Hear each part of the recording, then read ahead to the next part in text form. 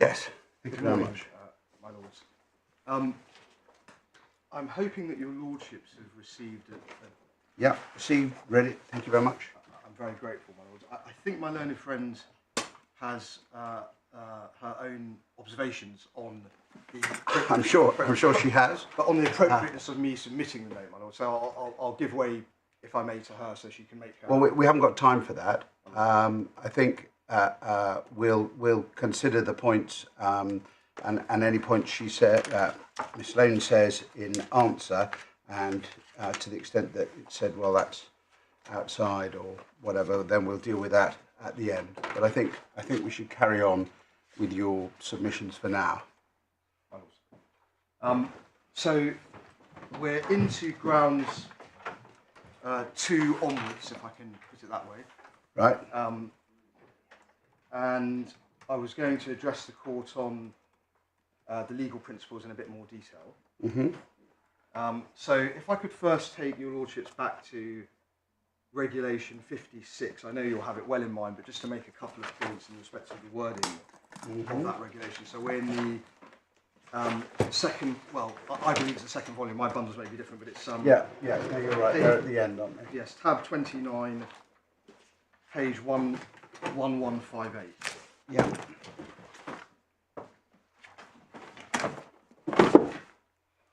And if we consider Regulation 56, we make a few points in respect of the wording here. The first obvious point, and it's an important point, is that it makes clear, subsection 1, that contracts can only be awarded if the tender complies with the requirements, conditions and criteria set out in the contract notice. Mm-hmm. And that's obviously at 1A. The next point, my lords, is if we go to the key provision we're concerned with, which is at subsection 4, over the page at 1159. Yeah. There's obviously a discretion to take these steps within the subsection, mm-hmm. but we do place importance on the words full compliance with the principles of equal treatment and transparency. And one may think from that there is a heightened obligation, or if you like standard, being put upon the authority to ensure that compliance with those principles. Yeah. And the next point is we say that there is nothing within this particular provision at 4 which suggests that clarification can take place where it's necessary to ensure that the most economically advantageous tender is chosen. And that links, in a sense, to the first point I was making in relation to 56.1, which is you only get to the stage of the, if I can put it this way, meat analysis, if you have complied with the requirements, conditions and criteria set out in the contract notice, etc. Procurement documents.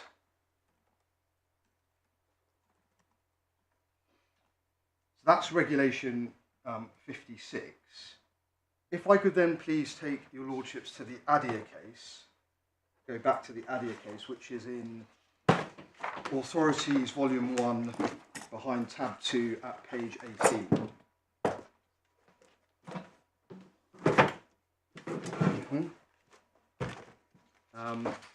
And just draw your attention to the following passages. At paragraph 11, it was undisputed that there was a calculation error in the tender.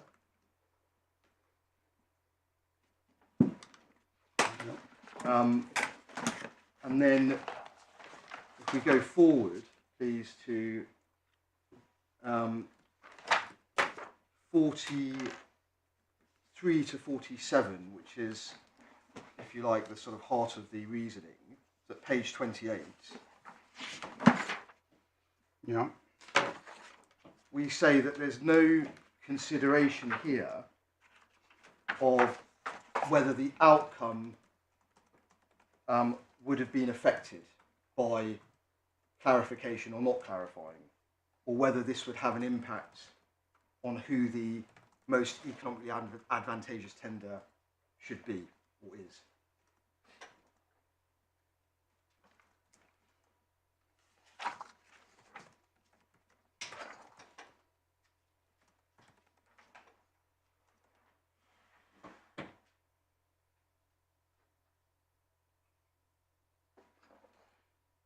That's a point of fact in that case, yeah.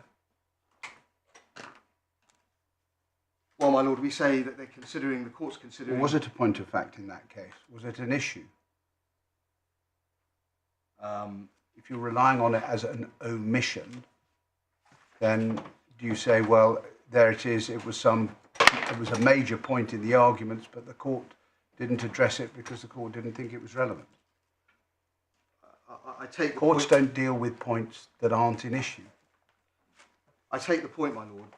What I would say in response is obviously the court is considering the principles more generally, and my submission is that you would anticipate, respectfully, my submission is you would anticipate that if a key aspect or principle of when there will be a duty to clarify is the impact on the meat, that would be something that would emerge from the consideration of the principles. It's just not something that arises. And I take the point, my lord, in respect of this case, but it's something that, in my submission, runs through the cases, and I'm going to seek to make that good as I take your lordship through the cases.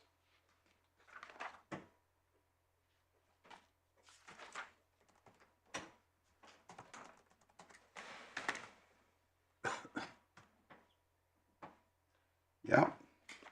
I then wish to take you to some of the domestic cases, if I may.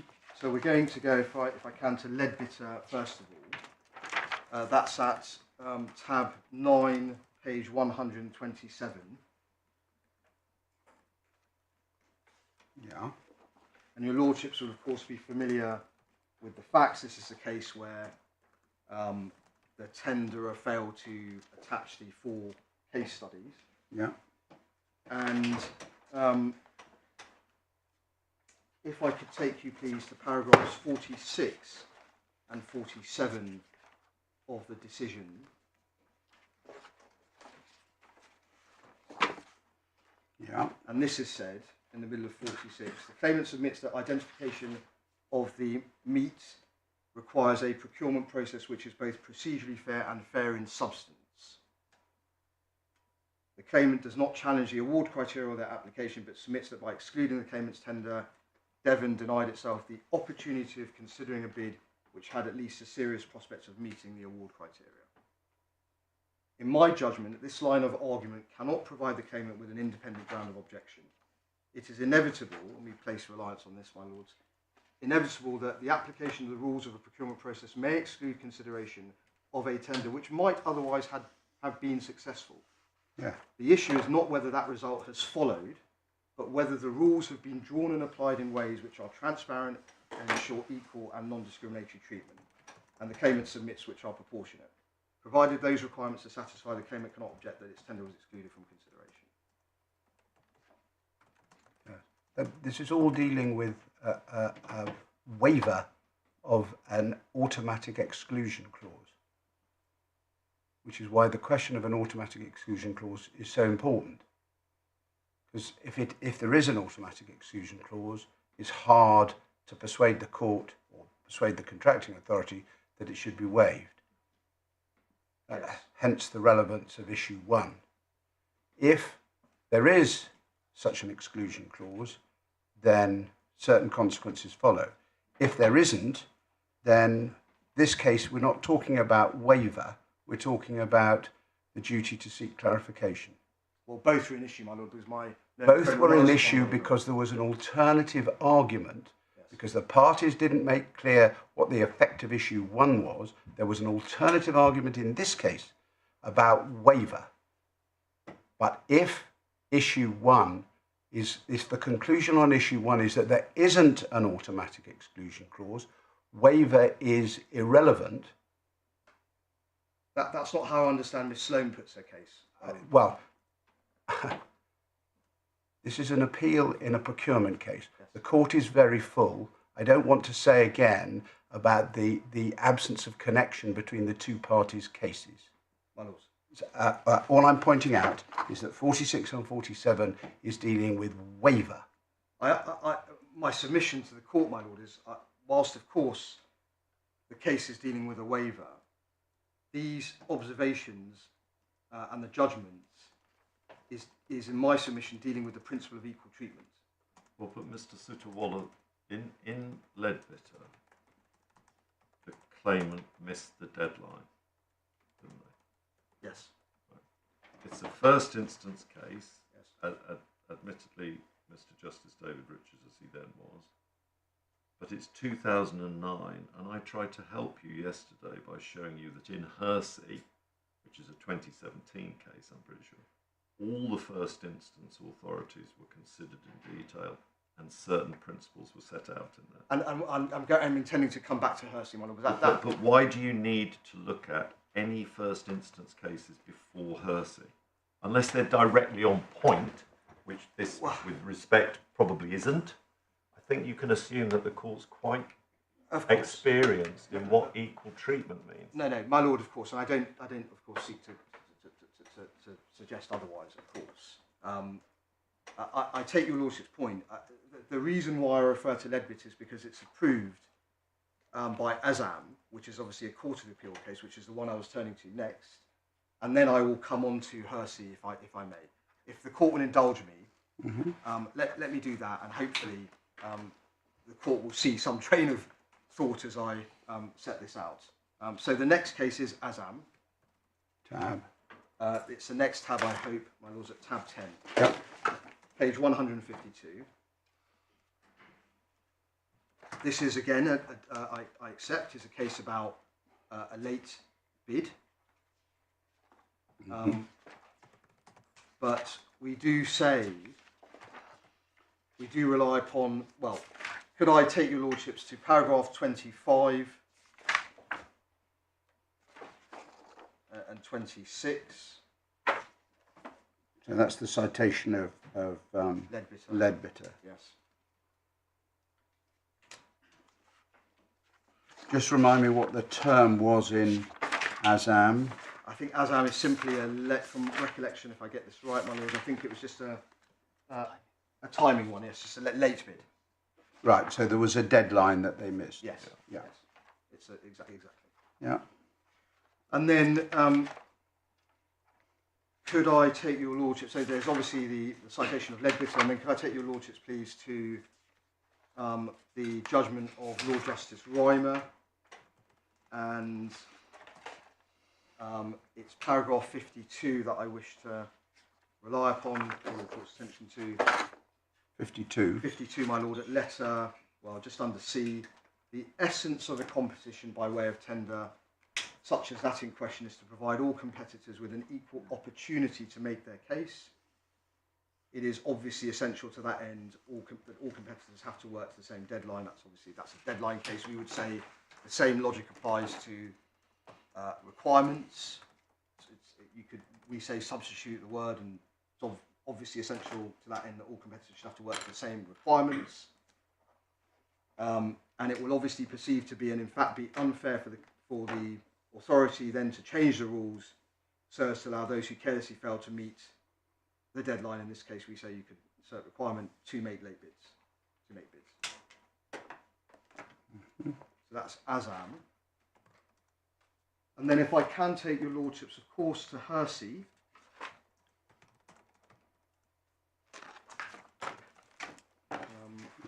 Which is behind tab 21 at page 698.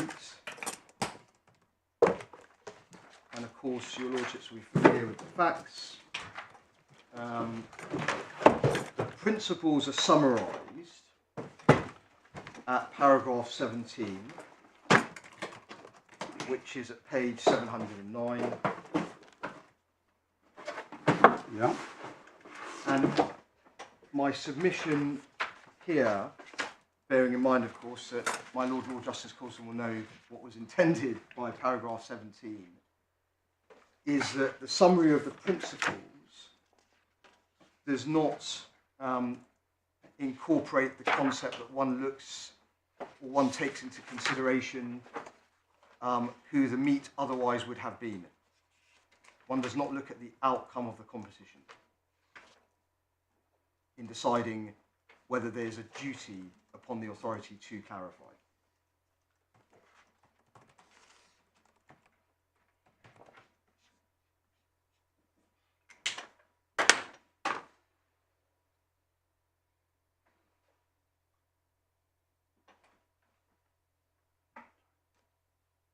Yeah. Whilst we're here, my Lord, it's a separate issue, but we can deal with it here because, of course, your Lordship is looking at the judgment now. Could I ask your Lordship to remind himself, the court to remind themselves of paragraph 16? Mm-hmm.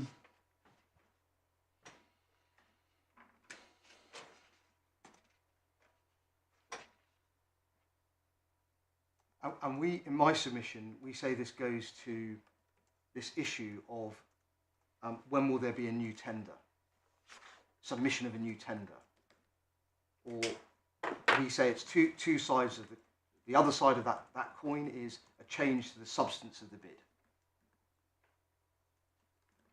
And your Lordship rejected the submission being put upon you by Mr. Westgate, then of Queen's Counsel, who sought to argue that as long as the change has not fundamentally altered the nature of the bid, then it meets the test.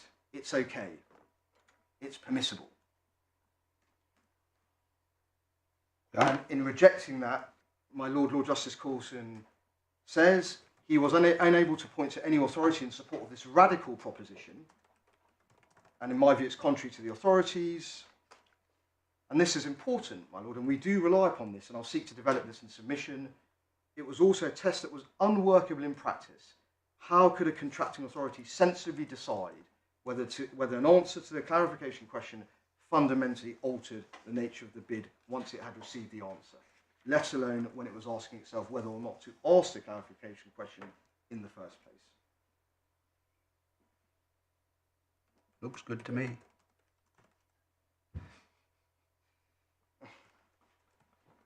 Well, we say, my Lord, that supports DWP's case, which is that trying to fashion a test that a tender will not be, there will not be a submission of a new tender where the change is not a substantial one or not one that fundamentally alters the nature of the bid, is a very difficult one.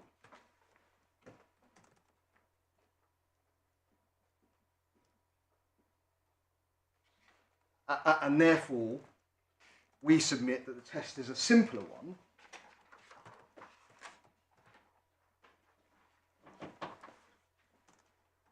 which is that a change to the contents of a bid, to the substance of a bid, in circumstances where the authority cannot know or cannot infer from the bid the information that is erroneous, will be the submission of a new tender.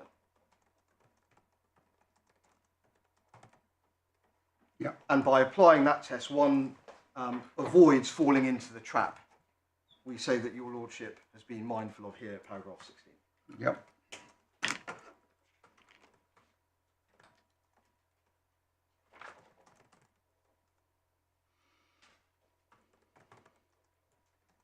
That then takes me to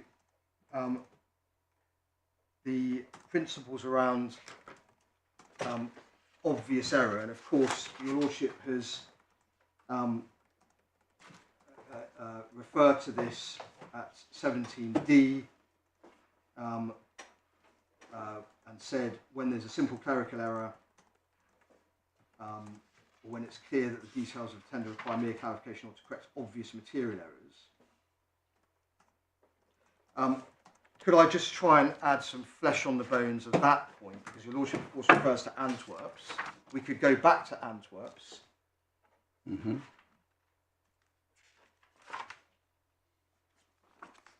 So we are in the authorities now at tab 5, page 68.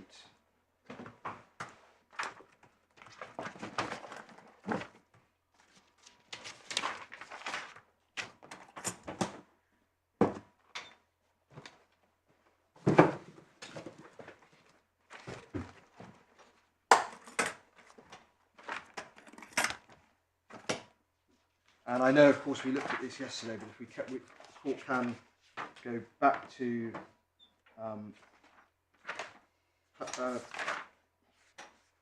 paragraph 63, please, at page 79. Yeah. And we say it is important, and a principle can be derived from Antwerps. That the court here is referring to the missing price being deduced with certainty.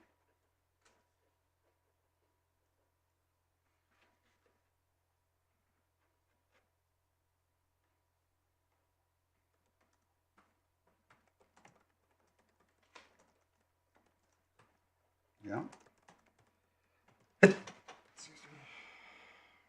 And there's also, we say, support for that, and I appreciate, of course, it's another first instance decision, but if I could briefly take your lordships to the Harrow case,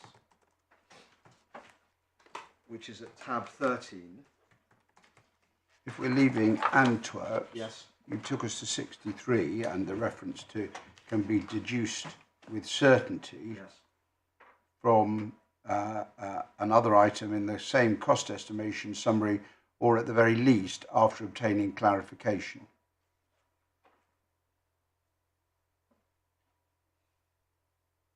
So that envisages either from the bid or asking. Yes, my lord, but one has to then look at 64, which says it is not a matter of inserting a new price bid in the cost estimation summary, rather it's simply a matter of explaining the terms of the tender in order to make it clear that the price bid for a particular item is to be understood as also having been bid for every other identical or similar item. Yeah, so that's what you get from either the bid or from clarification.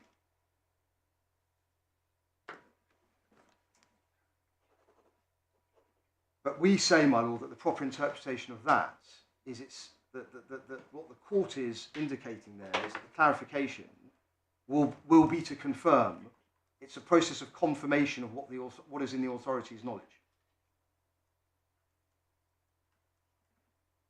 Where does it say confirming what's in the authority's knowledge? Well, it doesn't say that in terms, my lord, but that's how, in my submission, okay, that's your submission. Yeah, that's my submission on what this means. Yeah, okay.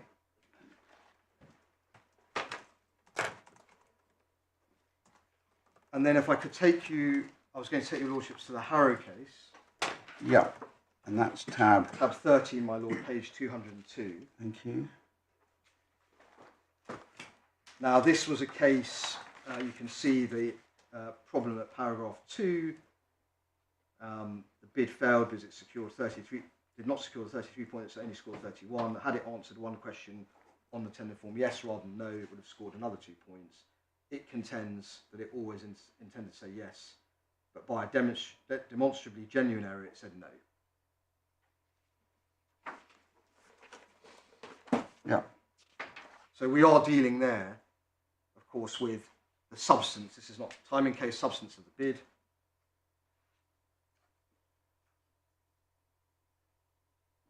No, it's a completely different sort of case, isn't it? It's the claim is the authority should have realised that when we said yes, we meant no. Yes, but different to what sort of case, my lord? You say it's Different to any other. These legal services challenges, they were either on the basis that the solicitors hadn't answered the questions, or in this case, which might be regarded as the high watermark, they had answered the question, but they had answered the question incorrectly. And the authority should have realised that when they said yes, they meant no, or the other way round. But there's some parallels, we say, in my respectful submission. I regard this case as unparalleled. To expect a contracting authority to say, well, they've said yes, but actually, clearly they meant no, is going in a bit, isn't it? My lord, yes, but we say there's a similarity with this case. If I can make the submission, my lord, we say that the similarity is that, notwithstanding that Optima has inserted these prices for the 4 cells, its case is, well, you should have understood we meant these prices. Well, no, it's their case is you should have understood we didn't mean that price. Which I think you accept is true. Which is true, my lord. Yeah. Then which bears a similarity to the Harrow case insofar as the DWP's position is we couldn't know what prices you wished. No, but you did know they didn't mean. Well, you understood they didn't mean the price above the maximum. I think the evidence is that it's a finding that you understood that to be an error. Yes. Yeah. Yes. And it's difficult to see any ambiguity in an answer to a question that has to be answered yes, no. When the person answering it says no, that's not ambiguous for yes, is it? Of course, my lord. But I accept that. But my learned friend puts her case as either ambiguity or obvious error. Yeah. So I'm dealing with the sort of obvious error side of things. Okay. And there's then, your lordships will see consideration of Adia and Antwerps by the judge at 23 and 26. Mm-hmm. And then he summarises the principles as he understands them at paragraph 30. And then says, well, paragraph 4th principle, any purported clarification must not amount to a change in the bid. In my judgment 31, the critical factor which gives rise or may give rise to a duty to seek clarification is whether tender as it stands cannot be properly considered because it is ambiguous or incomplete or contains an obvious clerical error, rendering it suspect, that part of the bid. If the inability to proceed with the bid may be an advantageous addition to the competitive process, can be resolved easily and quickly, it should be done, assuming there's no change to the bid or risk of that happening. If there's an obvious error or ambiguity or gap, clarifying it does not change the bid because objectively the bid never possibly said otherwise. Now, your lordship, my lord, Lord Justice Coulson referred to that, I think, as a sort of at the philosophical level. I don't know if I've correctly recalled. In my respectful submission, we say that is really another way of referring to a submission of a new tender.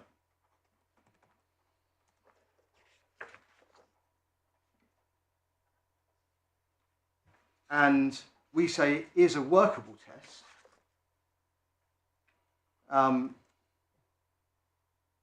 because it meets the objection that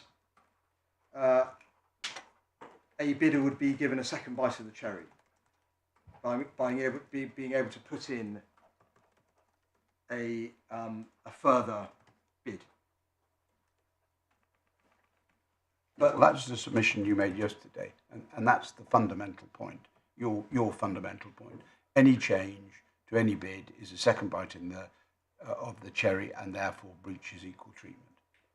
Any change to the substance of the bid, my lord? No, any change, we asked you about that, and when you were on substance, sometimes you said content, so we asked you about that, and you said any service line. Yes, my lord, and by that, service line... Any service, any change to any service line is effectively a new bid. My lord, yes. Yeah, I understand that. We understand that submission. That's the point in the case, really. Yes, but I do draw the distinction as a matter of principle when we're dealing with the legal principles between a change to the substance and a change to form. And well, I understand, and you made that submission yesterday too, but all I'm pointing out is your definition of substance is quite wide, because it's any change to any service line. Well, on the facts of this On the facts of this case, yeah. Our submission to the court is that the service lines are the contents of the pricing submission. Well, of course, and therefore, of course. I mean, and that's yes. true. Any tender in any job is made up of hundreds, thousands of individual lines, individual items. That's how tenders work. Well, of course, my lord, but it may be and this is why we're considering the principles. It may be that you test it by reference to a bid that only contains 5 lines, and then one considers whether we test it by reference to these facts first. Of course, my lord. I mean that we're applying the general principles to these facts. Anyway, we understand that submission. We have your submission, and we certainly have your second bite of the cherry submission. And since you've made that now a number of times, I don't think you need to make that one again. I won't. Sorry to intervene here, can I just clarify one point? You rely upon the last sentence of paragraph 31. You just have done. Yes. My reading of it is it's against you. And what I read that as saying is that if there's an obvious ambiguity or obvious error, then objectively there hasn't been a first bite at all.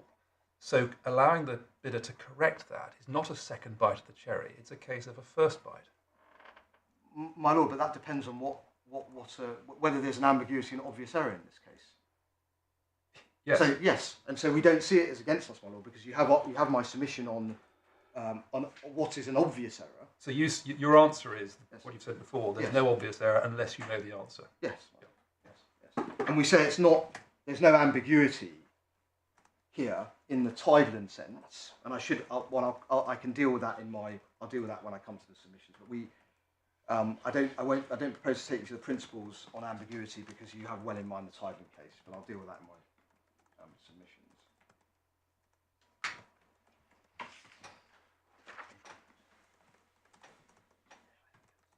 So then if I can turn to the submissions, and I hope to take these relatively quickly given we've looked at the legal principles carefully.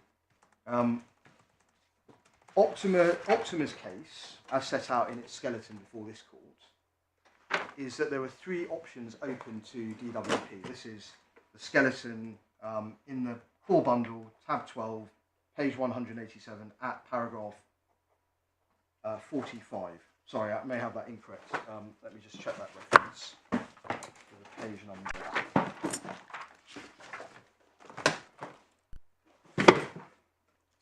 So sorry, it's page 206, I believe.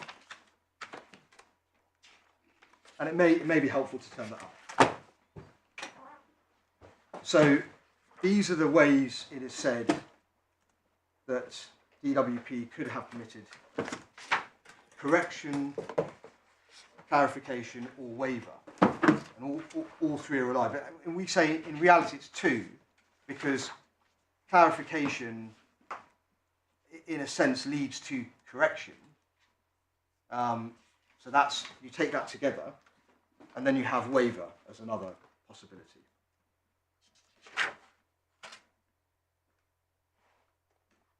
Now it said, so firstly it said DWP could have clarified Optima's non-compliances and allowed these to be corrected. And of course, your lordships have in mind that that requires my learned friend to show that applying the principles to the facts in this case, we were required to clarify. And that in not doing so, DWP committed a manifest error.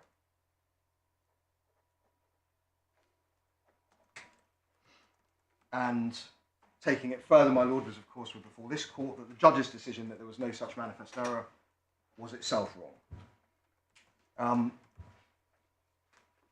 Secondly, it said DWP could have discounted the non-compliant prices. Yeah.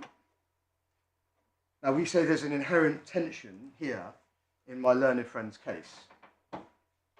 Her case on ground 1 is that clause 2.2 is unclear, and therefore the authority could not utilise the clause because it for want of transparency. They couldn't utilise the clause to exclude the bid. Well, my lord, we say my learned friend's case is that the clause as a whole is uncertain, is unclear.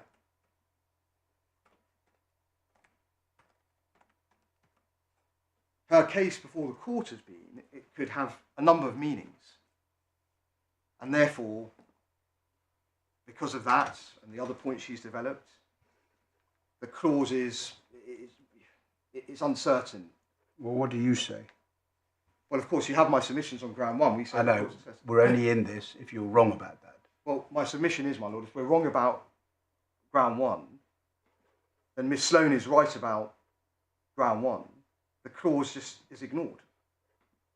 It's uncertain. It's lacks transparency. You can't. I don't think that point's in your skeleton either. My lord, So let me just make a note. If we're wrong about ground 1, the clause is ignored because it doesn't satisfy the Arwin test. It lacks transparency.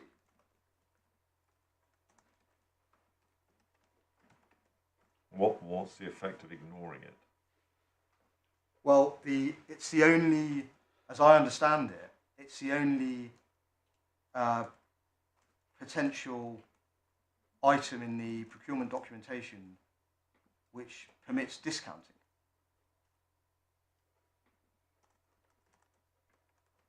Well, that's fascinating, but my question was, what happens if you ignore it? Well, I'm dealing here with the alternatives put forward by my learned friend.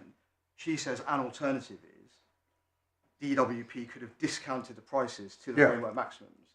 And I'm saying, well, if she's right about ground 1, it follows that we could not discount to the framework maximums. Because sorry, Mark.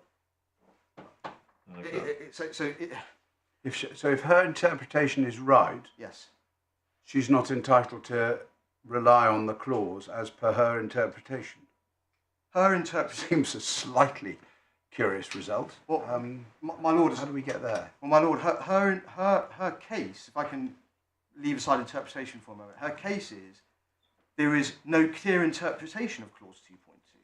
Her case is there's no clear exclusion if you get a service line bid above the framework maximum price. That's the case on issue 1. We'll have to decide that. Yes, but that's because her case is based on the fact that the clause lacks transparency, is ambiguous. Well, one cannot be certain of its meaning. Yeah.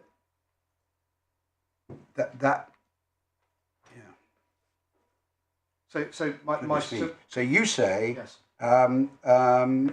If her interpretation is right, she can't rely on it because she's also said it's unclear or lacks transparency. My lord, yes. Right. So you wouldn't then go to the framework maximum prices. Exactly, my lord. Because that's the only mechanism. Exactly. So ha ha ha. Okay.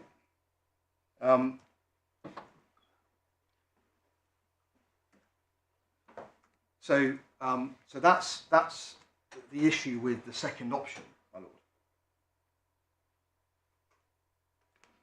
And we say, with the greatest respect to Miss Sloane, of course, we say that's in a sense telling from the skeleton, because of course the skeleton, when you look at grounds 2 to 4, is really focused on clarification.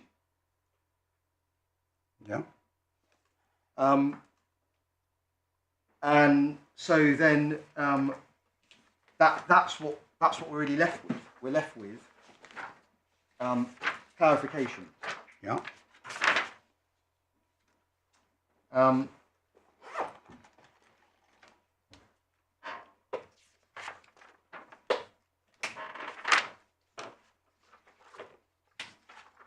So, in this respect,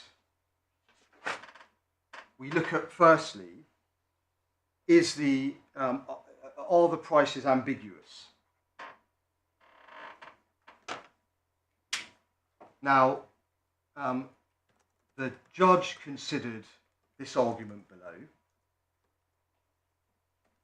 and obviously made findings of fact as to whether the prices were ambiguous. And we don't understand there to be a challenge as a matter of principle that somehow the judge erred in his understanding of ambiguity, or in applying the principle primarily from Tideland as to when something in a bid will be ambiguous.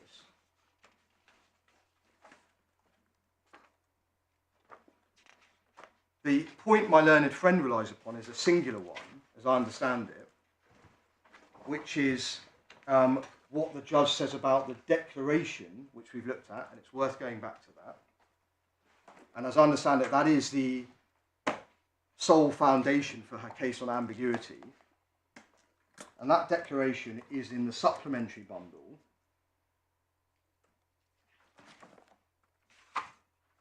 At tab 6, at page 78. Yeah.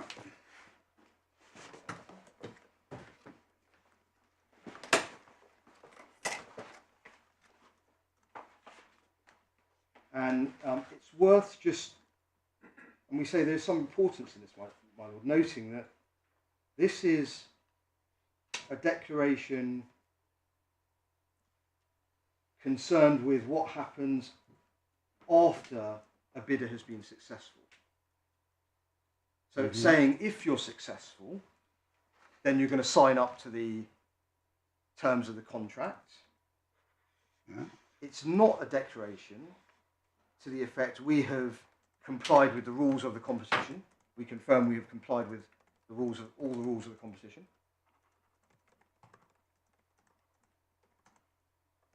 Nor is it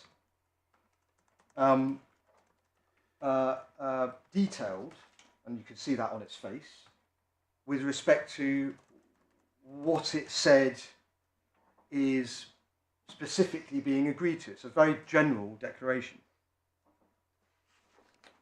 And we say that the judge was therefore entitled, looking at this evidence, considering the material before him, hearing the witnesses, that to reach the view that this, coupled with the 4 non-compliant prices, did not make those non-compliant prices ambiguous.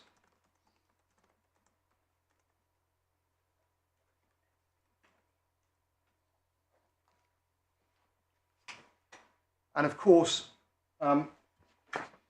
in terms of ambiguity,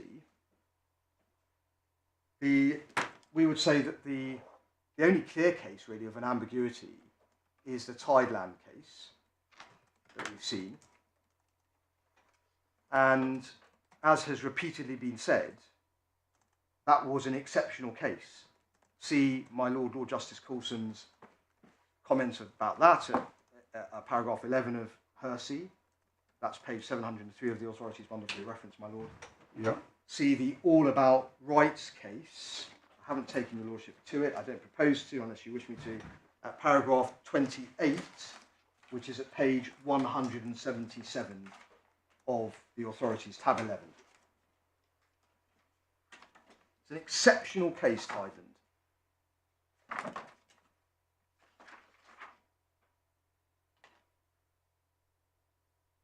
Yep. So we're then into the world, my Lord, if I can put it this way, of obvious errors, because there is no ambiguity. Fine. On ambiguity, Yes. there's paragraph 193 of the judgment, page 97.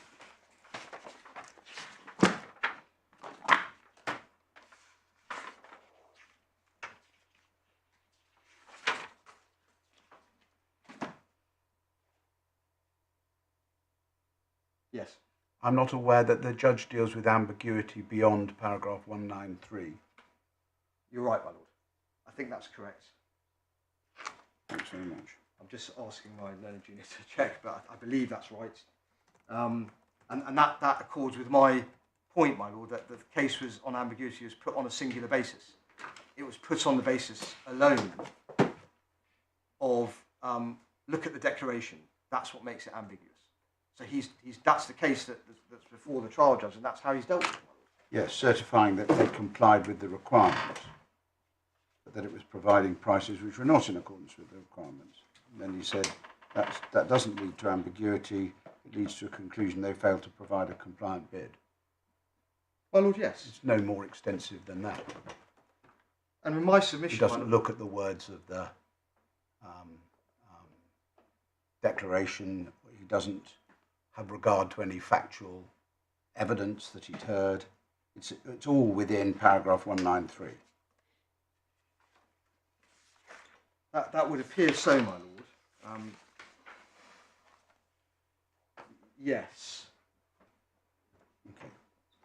Okay, that's ambiguity. So then you're coming to obviousness, are you? Exactly. Yeah. And so sorry, my lord.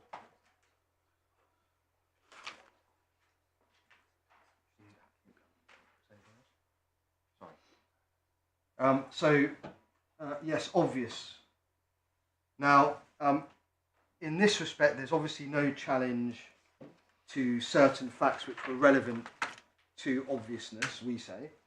And those, if I can take you to the judgment, you're on the right page, my lord, because we're at 197 in any event. So there's, could your lordships have a look at paragraph 192.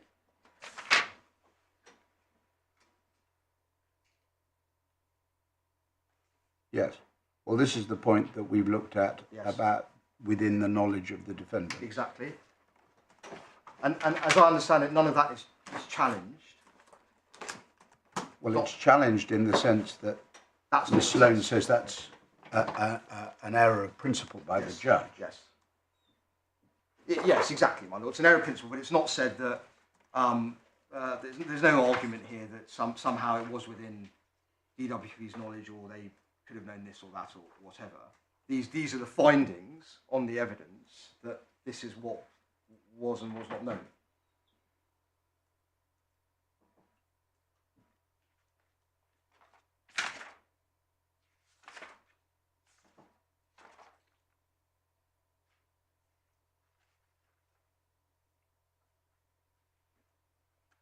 And my lords, if we could... I mean, that in 192, that is the key point.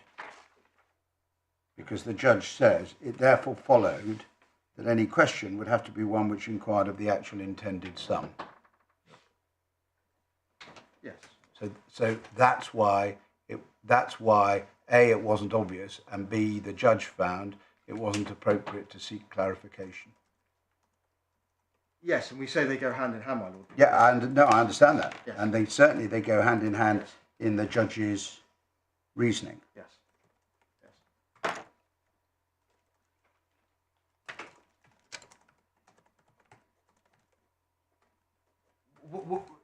It's at the heart, my lord. You're correct to identify it. We also need to consider this issue about a change to a bid or the submission of a new tender, and I'll come on to that in a moment. But of course, we're dealing with obviousness here.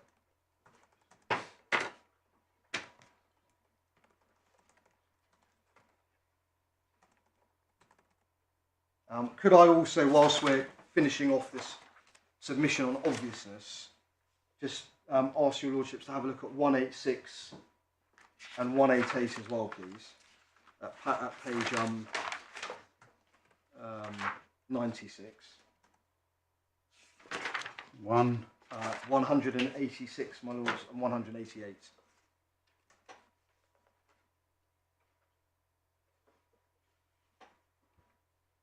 This is, of course, all leading to the conclusion I've just shown you, but it's quite right that I take you through just to remind your lordships of these paragraphs.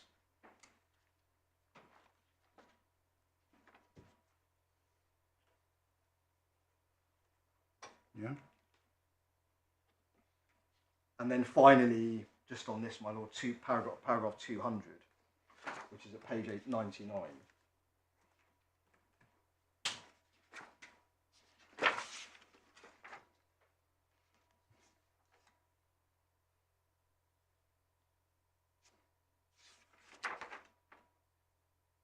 This is under the changing the bid. No, this is both. Well, this is I'm using. No, this. Mr. Zacaroli, it is. Turn back to page 98, heading E, changing the bid. Yes, my lord, and yes, but it's also, and I do wish to rely upon that for changing the bid as well. But I'm trying to separate it out so that we're looking. So am I, by going by reference to the judge's headings. Anyway, you say there's a reference there to ambiguity or obvious error. Exactly, my lord. Yeah. Okay. So that's the obviousness point. Mm-hmm. It's then said, this is ground 3. So I've dealt with ground 2 of the skeleton. If one has a look at Ms. Sloane's skeleton. So ground 2 is concerning obviousness. Obviousness and ambiguity. Ambiguity. Yeah. Yes. Okay.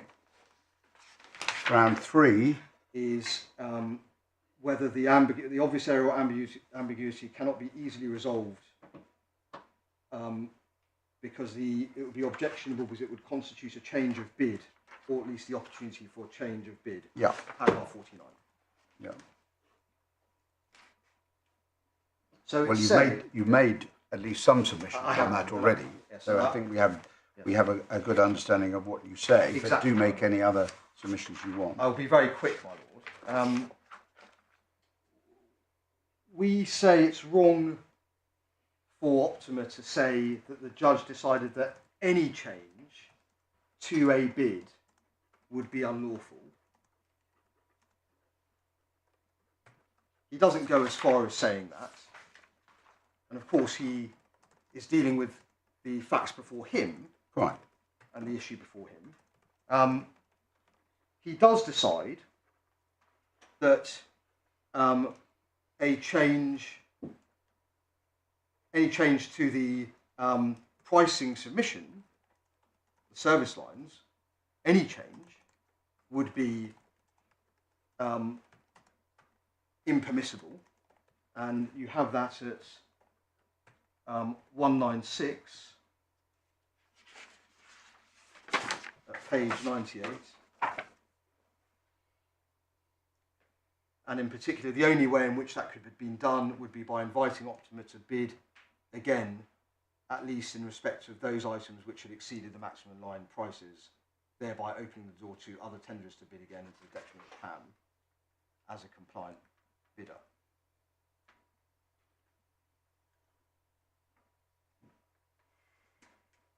And we say, my lord, we do rely upon that. We emphasise the point because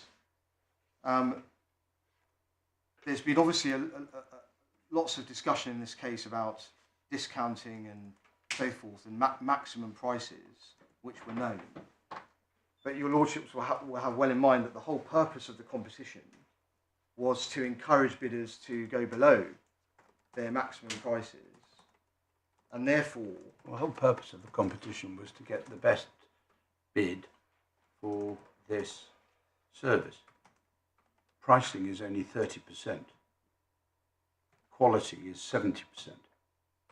Yes, and in respect of pricing, our submission is that the purpose of the competition was to, and I don't think this is disputed, my lord, to encourage bidders to compete with each other and submit prices below their maximum. Yeah, I'm sure in relation to the 30% pricing part. Yes, I'm sure that's right. Yes, and in respect of that, it's a simple submission that we make it, my lord, which is that,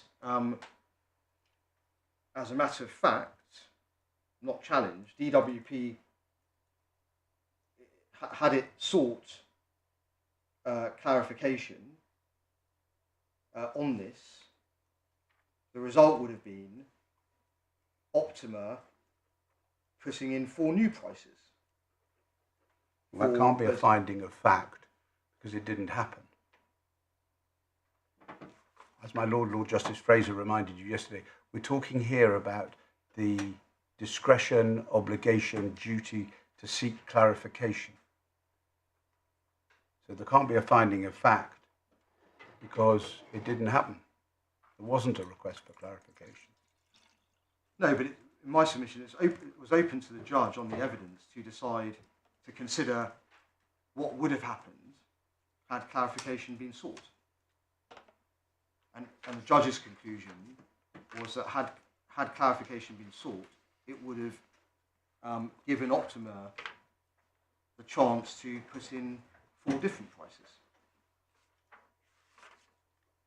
Well, that's back to the second bite at the cherry. Yes, this is now dealing, exactly, it's dealing with this business to a change to a bid, my lord, yes. Under ground 3. Yeah. Yeah. And of course, I've made my submissions on change to the substance of the bid, and that being the same, well, the other side of the coin to a submission of a new tender, and your lordships have that point.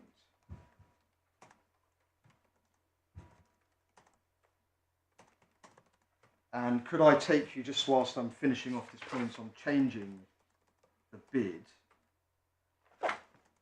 could I take your lordships to 159 in the judgment, which is at page 91.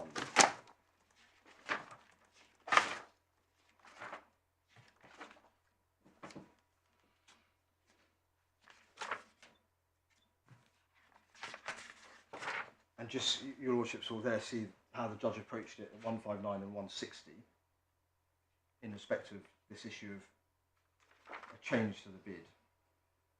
159? 159 and 160, yes. Yeah, that's setting out your Miss Lane's submissions and your submissions. Yes, and the judge has then agreed with DWP submissions.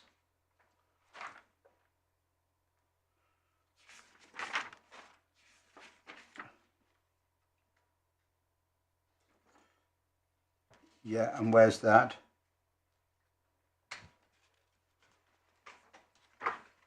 It's at 198, I believe, my lord. 198? I believe so, yes. Right, okay. Thank you. When you say that the judge's reasoning was he wouldn't allow a clarification because inevitably it would lead to different numbers being put in, or at least the possibility of different numbers being put in, you understand to be meaning different to what was already stated, that's obvious because there was an error, or different to what they had originally intended? Well, the finding of fact is that DWP did not know what they had originally intended. Yes, but the judge's concern is Yes. that seeking clarification gives Optima the chance to put in different numbers. Yes. My question is different to what? Different to what was there already, which is obvious, Yes. or different to what they had intended to put in first time around? It's different to what they stated, my lord. Right. Because So by definition, there could only ever be a change, because correcting the error necessarily led to a change. On the facts of this case, but had they known, No, I understand your point about yes, that. then they would have understood the intention, and that would be a different set of circumstances. Then we're into the issue of, well, is it an obvious error? And we would say that's permissible.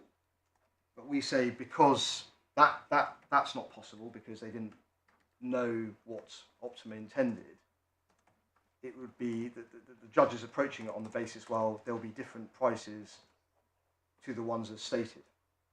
And that's the change. The ones as stated in the individual cells, not the ones stated as the maxima in the framework contract. Yes, the ones stated as the individuals, precisely, my lord, yes.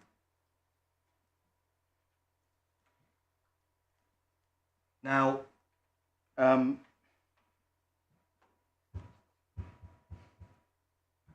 Optima has relied upon the Arcus case to put before this court the argument that a change to a bid is a permissible one as long as it's not a substantial change to the bid. I've sought to address that in the note that's before your lordships. Unless you wish me to take you to, or have any questions about what's said about that particular test, as was suggested by Ms. Sloan, I don't propose to develop those points as they're set out in the note, but I'm in your lordship's hands as to whether you wish me to address that particular point in more detail. No, I mean, you say that where it talks about a substantial amendment, you say that means an amendment to the substance, which in this case you say means any line item. Yes. And on the matter of principle, that it cannot mean, the law cannot mean, or does not mean, a change will be permissible as long as it's not substantial. We say that accords with, that's why I took your lordship back to your lordship's judgment in Hersey at paragraph 16. We say that the principle of an amendment, as long as it's not substantial, is in conflict as a matter of principle, at the level of principle, with your lordship's judgment at paragraph 16 in Hersey. But at 16, I was dealing with the argument that on its face went way beyond that. Well, the test being Because suggested there was some test of, unless it fundamentally changed the nature of the tender. or altered the bid, I think was. But it's the word was unless it fundamentally. So it was an incredibly wide test. I refer to substantial amendment in the summary in 17. Go back to it, my lord. Tab 21, Yes. I think.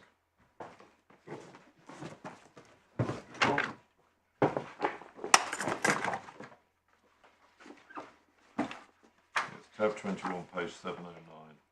I'm grateful.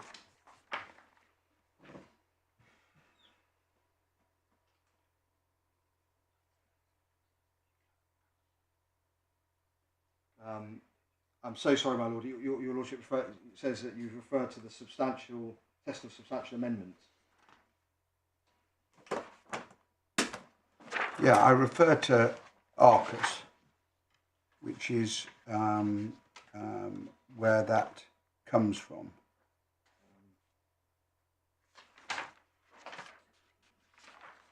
Um, 17E, yes. But your lordship does refer to Arcus, of course, but we say that you have our submission on what Arcus really means. Your lordship has not, I hesitate to say what your lordship has said, but we don't understand that to mean that you're accepting, or sorry, you're ruling that the law is that an amendment can be made as long as it's not substantial. That's not what SARG says. And of course, you have our submission on what Arcus means. No, well, I didn't need to decide that because for their case to succeed, they had to show that any change less than a fundamental alteration to the nature of the bid was permitted. And that's simply plainly far too high and not in accordance with the authorities. My lord, yes.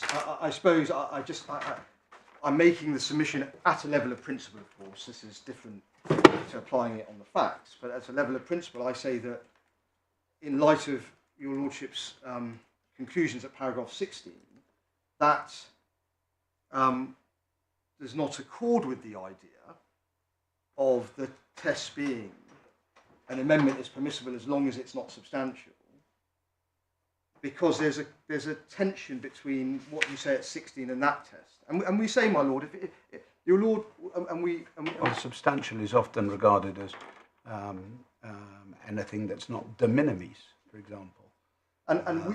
My lord, yes, and we would say, But that you can have a de minimis change to the substance. but of course that then brings into sharp focus how that test is workable, and that's the point, your lordship, in the context of a slightly different test. Yes. Take it from me, Hersey's dealing with a point where the argument for the challenging party was put far too high, not in accordance with the authority, and that's what I said at 16. But the shorter point on Arcus is you say where it says change is permissible as long as it's not a substantial amendment.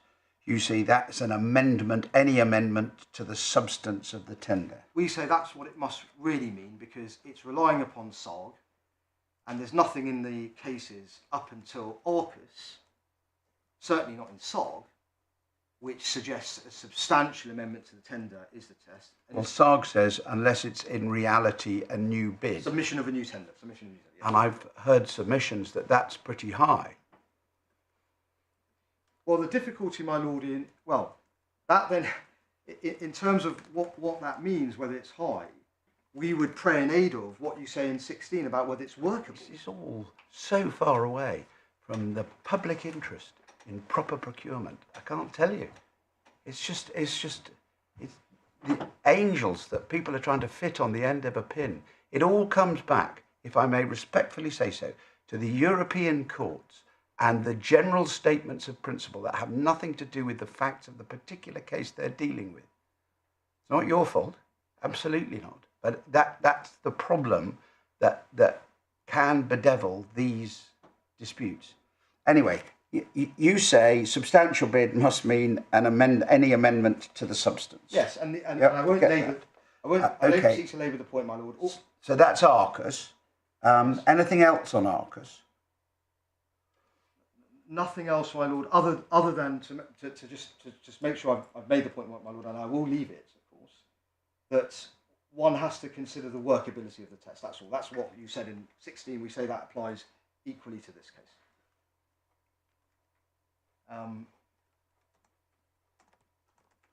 The workability of what test? Well, the test that your lordships... What test? Of course, depends on what your lordships rule in this case, but if the test is that there will not be a submission of a new tender if it's a change to the bid which is not substantial, because one is considering what is the submission of a new tender. And I think this came up yesterday, my lords, in exchange with my Lord Justice Zacaroli. If one is looking at what does that mean, if I can put it that way, what does submission of a new tender mean? We say it cannot mean, or should not mean, a change which is not substantial. And this is the test to be applied at the second stage. Yes, so if you found that none of this is concerned with the first stage. Well, Arcus is concerned with both stages, my lord. No, yes. the first stage of seeking a clarification. The first stage is whether there's an ambiguity or obvious error. Yes. Yes. So you're only looking at this if there is a request for clarification. Well, you're looking at this as to whether there's a duty to seek clarification, my lord. Yes, but why would it be relevant? That's why I asked you the workability of what test. So, sorry, it's my fault, my lord. I was going to express myself correctly, so I'll try again. I think you might be at cross purposes. I apologise for that. That's all right. You're being asked about once. I think I interpret your submissions to be this is what you do when you've received the clarification and you try to decide, is it a new bid? What my Lord's exploring with you is that is after you've asked for the clarification by definition, because otherwise you can't guess what the answer is without asking. Well, my lord, well, no, my lord. We say that you can know before seeking clarification. In certain cases, of course, it's fact dependent. You can know whether by seeking clarification, the inevitable result will be the submission of a new tender. And that's because in this case, any correction, whatever that correction was, has to involve a different number being placed in, Exactly. in the service line to that which was there already. Exactly. Yes. That's the submission. Okay, thank you. Sorry,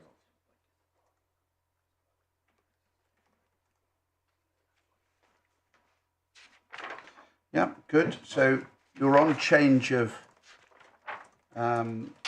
bid.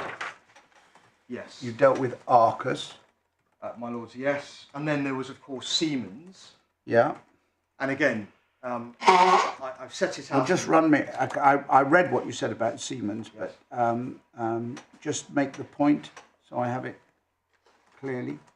So, our interpretation of that, my lord, is, I'm turning up my own notes, my lord, is that both clarifications relate to inconsistencies, Yeah. therefore ambiguities. Yeah.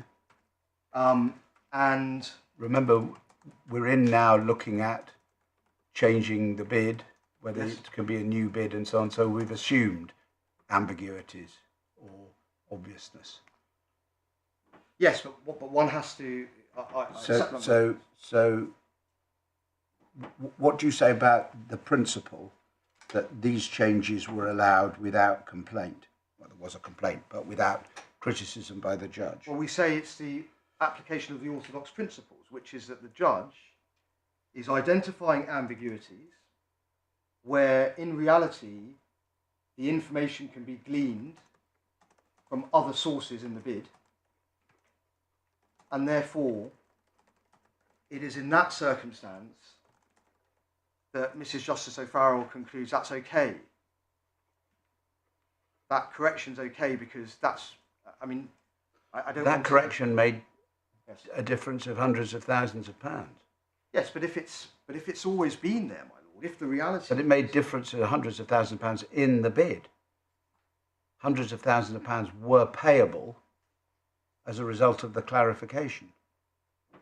My lord, yes, but if that's, I mean, it's such as the Antwerp's case or the Antwerp's case. If actually the bid had the correct information elsewhere, and on clarification, it's clear that no, look, it's here. That's what we intended to say because you can find it here. So that changes our maximum bid, but that's not a change to the substance of the bid. It's not in principle the submission of a new tender because it never said otherwise. And that's okay. That's the extent to which that will be. The law's trying to find a solution to these difficulties, my lord. It has to be compliant with the principle of equal treatment. That's permissible. That's the limit, we say, of where the law has gone to say there and no further, because that's compliant with the principle of equal treatment. And we say that's at one with the authorities, my lord. That one with But the answer to my question is yes, a change of hundreds of thousands of pounds isn't a change to the substance on your submission. No. If it, you can say that the bid never said otherwise. If that material is already there, you treat it. It must have said otherwise. Otherwise, it would be adding hundreds of thousands of pounds. Well, that's of course, my lord, I can't disagree with that one interpretation of how you look at it. But the law is, as I say, is trying to divine a solution to a difficult situation, compliant with the principle of equal treatment. And whether you look at it as a change of substance or whether you look at it as submission of a new tender, the authority is looking at this and saying, well, look, this is not really a submission of a new tender. We're comfortable this is not a submission of a new tender because the material is there. We can find it here. We know that's what they intended to say. And that's consistent. It's defensible in terms of equal treatment because when the other bidder complains, my lord, and says, well, hold on a minute, that was a correction. It added hundreds of thousands of pounds to their bid. Well, actually, their bid always intended to say that. It was always there. Yeah, I mean, the hundreds of thousands of pounds weren't already there. What? Because this was a change to date. And the change to the dates had this consequence. Yes, and our understanding of that, my lord, is that the again there were inconsistencies in respect to the dates. Yes. No, I think that's right. Yes. Ambiguities, inconsistencies with the dates, Yes. they corrected those. That had a knock-on effect of increasing the price by hundreds of thousands of pounds. The hundreds of thousands of pounds hadn't been quoted. That wasn't in the tender.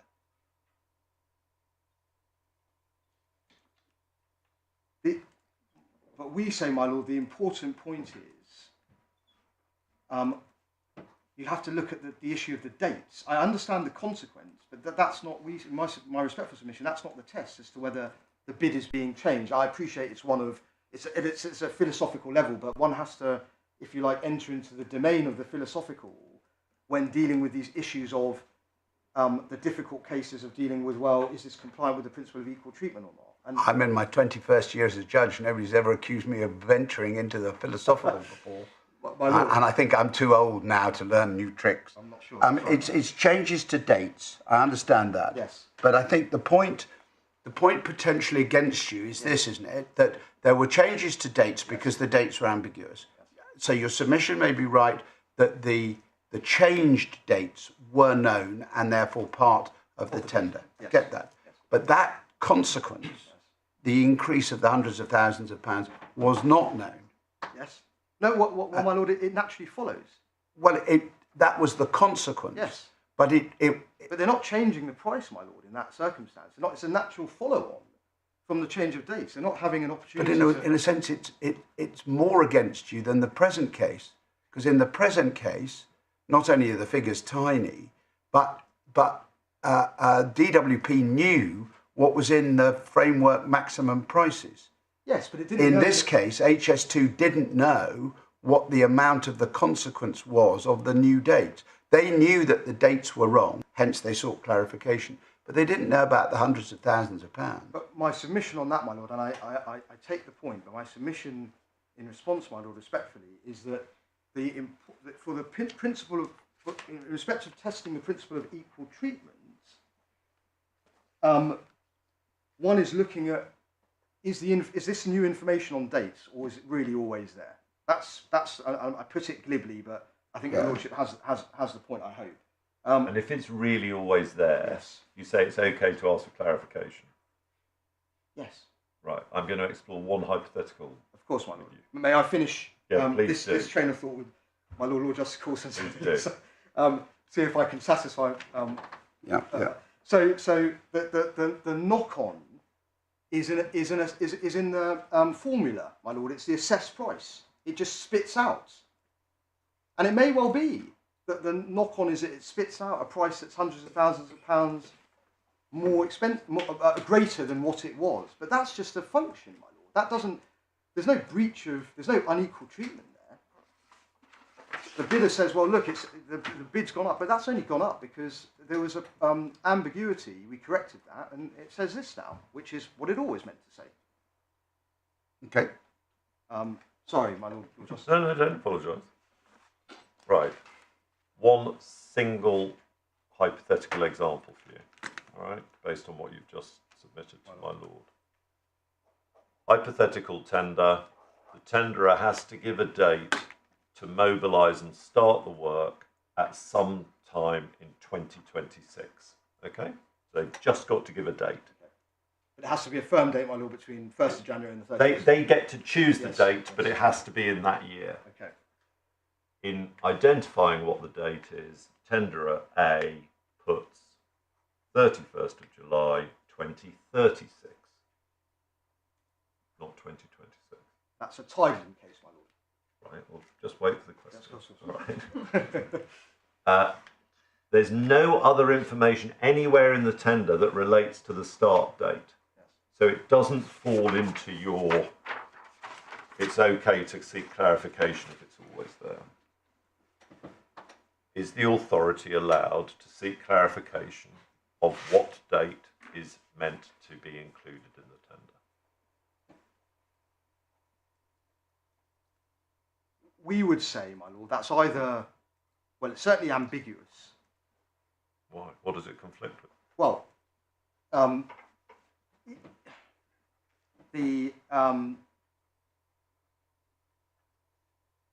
the rules are clear there that there should be a date between in 2026, and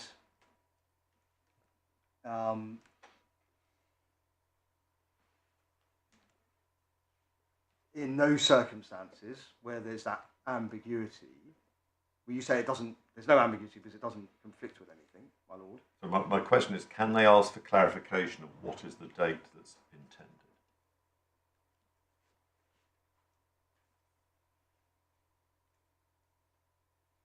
And on pain of non-compliance. No, I'm just let's deal with the hypothesis as I've put it to you, because I've stripped it down to as simple as possible. We would say there's no obligation to clarify. No obligation. Okay. Are they permitted to seek clarification? Or would it be a new bid?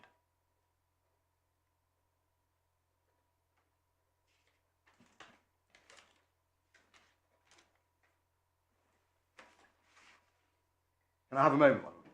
Yeah, of course. But not too long, because I wanted to keep it as simple as possible, so as not to distract you or knock you from your course or waste time.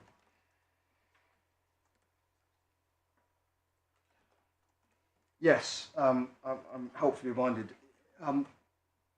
One, there could potentially be argument there, could there, about whether it's a matter of the substance of the bid or a matter of form. So, if it's a matter of form, using the approach that Your Lordship in Energy Solutions took, then that may be permissible. But it's not permissible if it goes to the substance of the bid.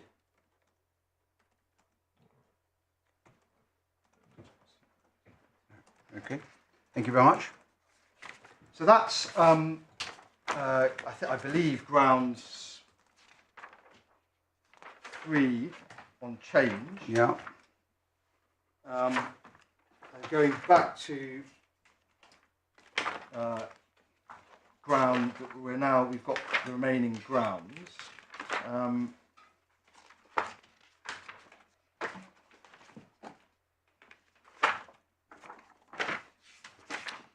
Just if I have a moment, my lord.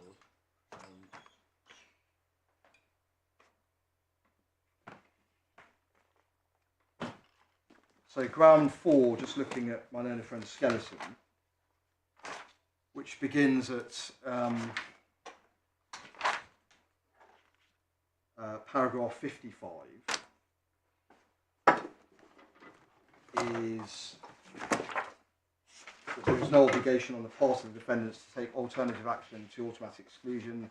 This follows from the errors identified in grounds 2 and 3. Yeah. So our answer to that, as you would probably anticipate, is it doesn't follow because of the submissions I've made in respect of grounds 2 and 3.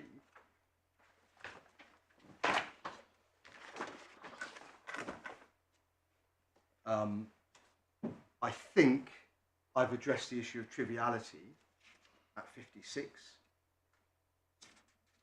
Well, that's your point that... Well, is that your point on outcome is irrelevant? Yes, my lord. And so that materiality is irrelevant. So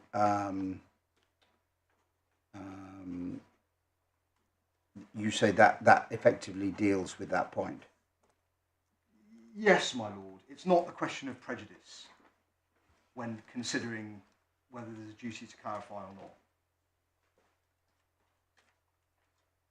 Because of my submissions that the principle of equal treatment is not concerned with outcome, but with process.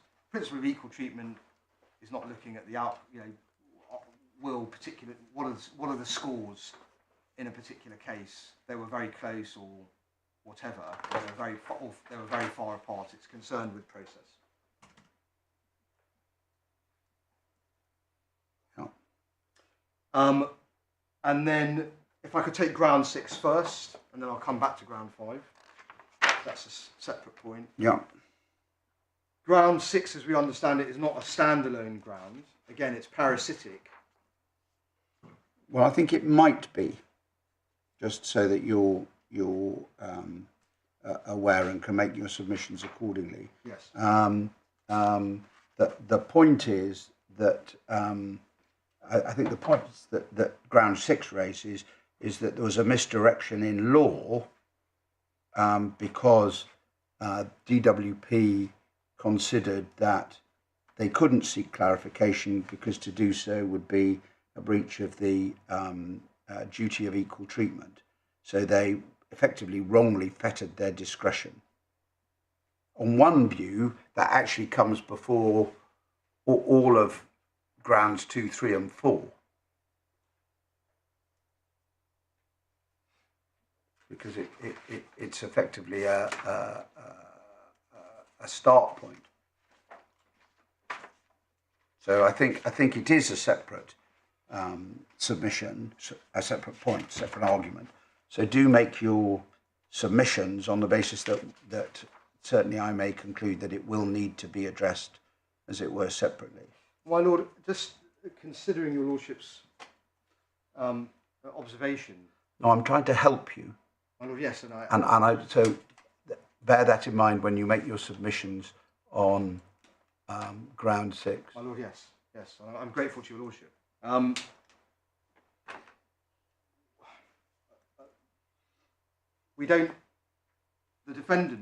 Respondent doesn't shy away from its position that it did not seek clarification in this case because to do so would have been a breach of the principle of equal treatment. Of course, it does not shy away from that. That's the thrust of its case. If we're wrong about that, and this court finds there would have been no breach of equal treatment had DWP sought clarification of the full prices, then there may be other factors that would be relevant to the exercise of the discretion in any event. So that's a world in which DWP says, well, there's no breach of equal treatment here, but we don't wish to exercise our discretion in any event.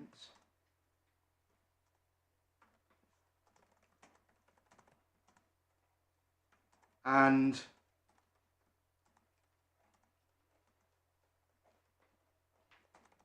our submission on that, just have one moment.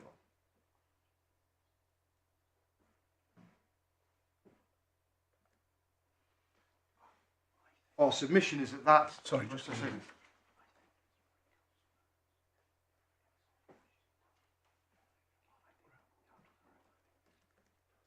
Yeah, sorry. That was not a matter. That scenario wasn't considered below. No, quite right. Because the judge found that there was effectively no misdirection in law. Yes, and therefore, my lord, there would need to be that would need to be our submission is respectfully that would need to be considered in some way. What would need to be considered? If there was a misdirection in law. If there had been no misdirection in law, and DWP had properly directed itself, whether it was nevertheless open to DWP to still choose not to seek clarification? Yes. Well, I mean, if there's a misdirection in law, then we'd have to consider that matter afresh by reference to the material we've got. Or it could be remitted, my lord, for that to be We would consider it afresh if that's what we thought. We may not think that, in which case we don't have to trouble about it. But that's why I think ground 6 is important, because I think it comes after ground 1. I think it comes next in the hierarchy.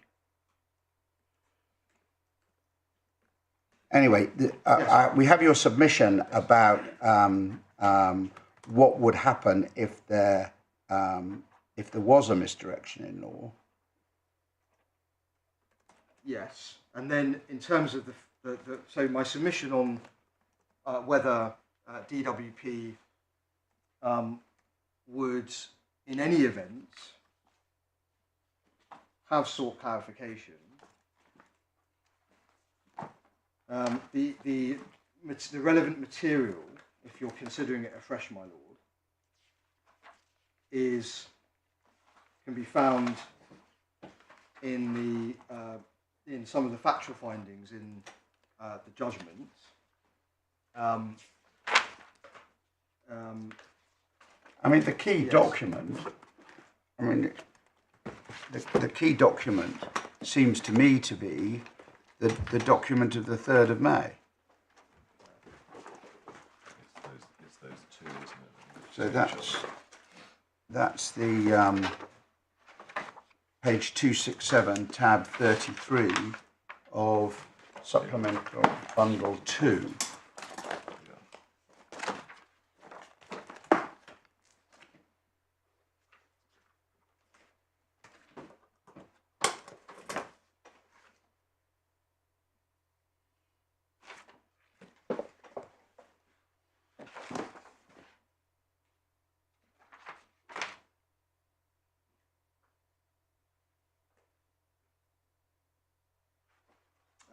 Yes, my lord, but it wouldn't. That is clearly relevant. I don't dispute that. But the other relevant evidence, of course, would be the evidence about seeking finality. A relevant factor would be that DWP would seek to bring the procurement to an end, to a close, in circumstances where it had one compliant bidder.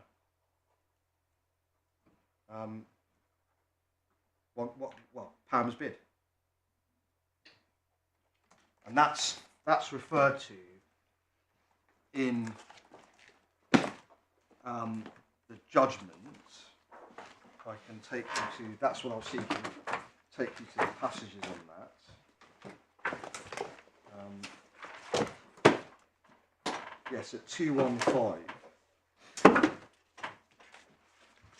This is paragraph 215. Sorry, my lords. Yes, right. It's at paragraph 215 at page 104 of the In the judgment. judgment. Yes, we're in the judgment, tab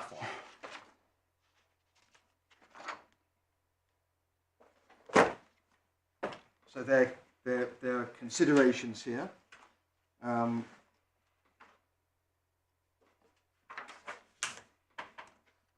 So there's the issue about serious risk of litigation by the compliant tenderer of PAM or by another non-compliant tenderer insisting on equality of treatment.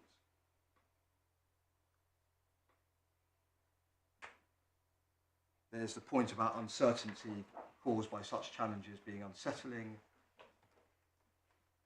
And there's the point, my lord, there about having a heavy emphasis on finality of the bid. Yeah. Heavy emphasis. Where from? Where's the heavy emphasis? And that's not in the ITT. No, I think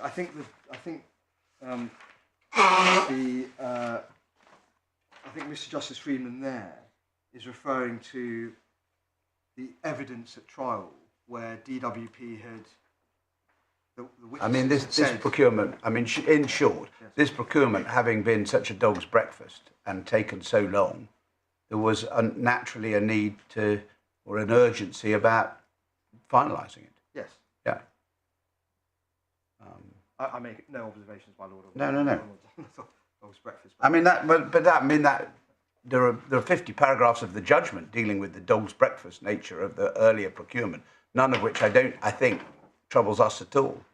My I lord, mean yes. that's the background, but On that, my lord, I would only say that we do place emphasis on the fact that no doubt there were, and I put it this way, my lord, for my purposes, the problems that bedeviled the procurement, but the final pricing schedule, and this is what the judge found below, was, if you like, a new animal. It was fresh. There was serious thought that went into, well, this is where we've got to. yeah, no, I get all that. And we need to. We were dealing right. with the emphasis on finality. Yes. This having taken far longer than it should have done. Yes. There was inevitably an emphasis on finality, but the question then becomes whether that cuts across everything else.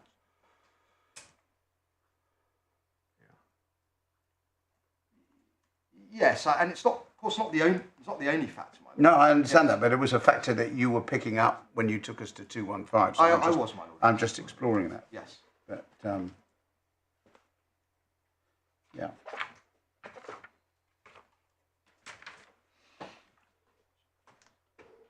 Yeah.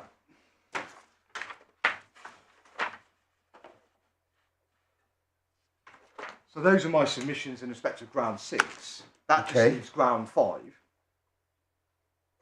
Now, I hope I'm right in saying that this really is a standalone ground. Yes. Well, this my understanding is from Miss Sloane's submissions that that ground 5 it is concerned with avoidability and fault, which appeared to be part of an argument if she was wrong about ground 1 as a way of getting round the mandatory exclusion provision. Yes, the residual discretion, as we've termed it, my lord. Yes. I think somewhere in the notes. And all I would say, my lord, in this respect, and I can take it very shortly, is that was put in issue by Optima, Yeah. and it supported that with evidence, and we say it's unobjectionable for the judge to have, for the parties to have tested the evidence, and for the judge to have then made findings in respect to the evidence, and then to have incorporated those findings into his judgment. And which part of the judgment's this? Can you help me with that? Yes, of course.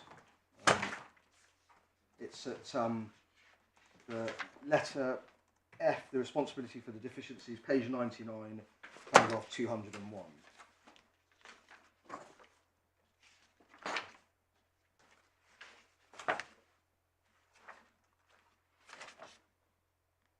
And we would say, my lord, that the judge is making these findings.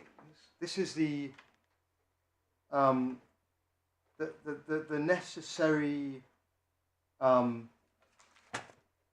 outcome or consequence of making findings about the defendant's responsibility, the respondent's responsibility. So, in other words, the judge is dealing with together, and we say there's nothing unreasonable or wrong in principle in the judge when dealing with the issue of, well, is it the contracting authority's fault, to then consider, well, is it the bidder's fault that's complaining it's the contracting authority's fault?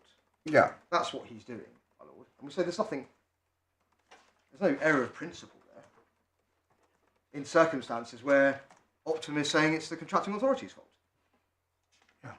And you, I mean, as I understand it, you would say these, perhaps rather more than anything else we've looked at so far, but these are findings of fact. Oh, yes, absolutely, my lord. Yes.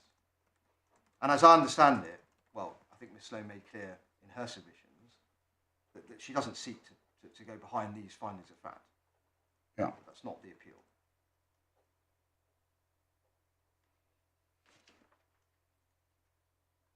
And so really we say there's no error of principle in the judge making these findings of fact in circumstances where the evidence was put before the court by Optima and it was relevant to the overall issue as to whether there's culpability on the part of the authority. That's the point, my lord. Yeah.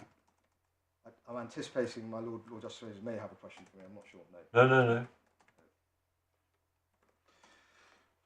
Yes. Okay. Well, I understand that. So that's the relevant part of the judgment. I understand that submission in relation to ground 6. Ground 5. Sorry, ground 5. But as you say, that's separate and standalone in one sense because it harks back to issue 1. Exactly. As an alternative. It's interlinked. It's not like it's an irrelevant ground that an irrelevant part of the judgment that's simply come out of, I can put it glibly, nowhere. No. There's no relevance to the issues. Yeah. Obviously, it arisen out of the issues fairly and squarely. So. Yeah. Okay. So that's ground 5. Any further submissions? As I say, we've got your written skeleton, and we've taken that on board, and we've asked you about the last part, Arcus and Siemens, but the rest of it I think is relatively straightforward. My lord, in respect of the written document, I apologise. It's not meant to be a skeleton. It was meant to be a note. We say that was an obvious error if one looks at paragraph 1, which refers to it being a note. So we weren't intending to submit a further skeleton to the court. Well, it deals with some points. I mean, it clarifies some points. I mean, some of it obviously is contrary to other submissions that you've made, but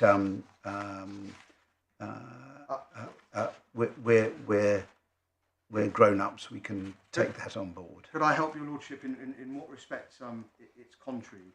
Well, you said yesterday that if you were right on ground 1, that was the end of the appeal. No, of course. No, you don't want me to go through every way in which this is different to your submission. No. I mean, I've just out of concern that yes. Well, I accept that. It is different. Yes, my lord. It makes different points, but we've taken the points on board, notwithstanding that it is different. I'm very grateful to your lordships. Could I just have a moment to see whether? Yes, please do. Else? I'm grateful.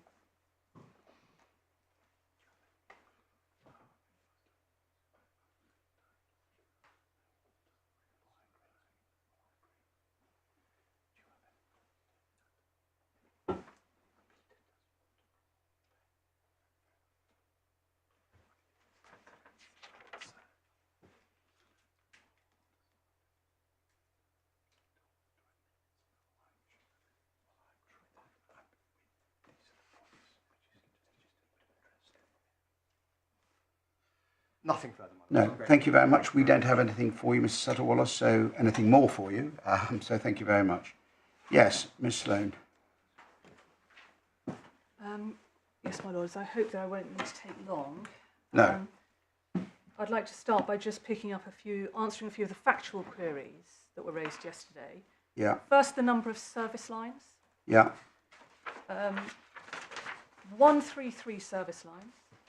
Yeah. 763 yellow highlighted cells. So that. 76. Yeah. So that when you say yellow highlighted cells, that's where for a particular service line there may be telephone, face to face in the building, face to face somewhere else, that sort of stuff. Subject to this, out of those 763, 190 were offer prices, and the rest, the bidders had to provide breakdowns for some of the prices of profit-based costs, etc. So I think probably the figures that you're interested in are 133 service lines and 190 offer prices. Okay, that's fine. Thank you.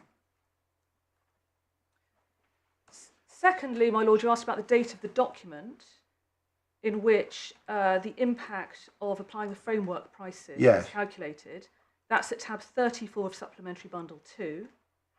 In DW's disclosure list, that was given a date of the 10th of May 2023. So this is the 0.02 £600 point. So that's 10th of May 2022. 2023. 2023. And there's a chronology in the core bundle at 3, if you want to see that in the chronology, where that fits in. It was before the award decision was taken. Yeah.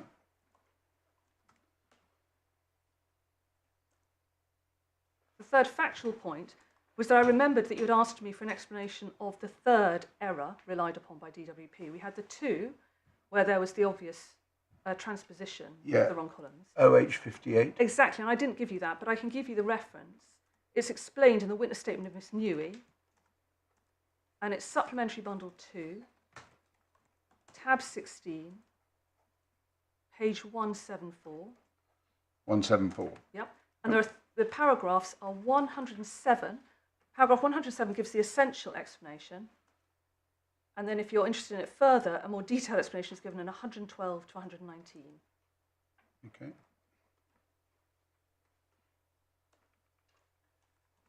Then I was just going to make a few submissions by reference to the grounds. The letter of the Yes, I've got that, sorry, absolutely right. whatever it is. That's the letter.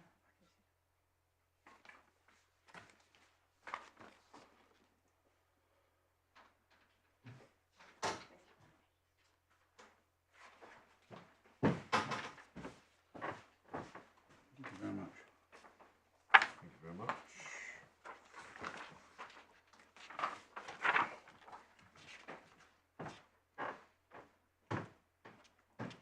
Yeah.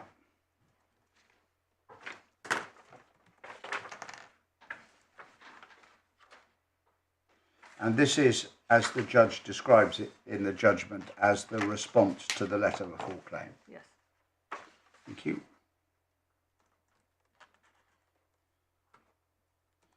Right, sorry, I interrupted you. Those are the factual queries. Then Yes, unless there are any others. no, no. I think that deals with them all.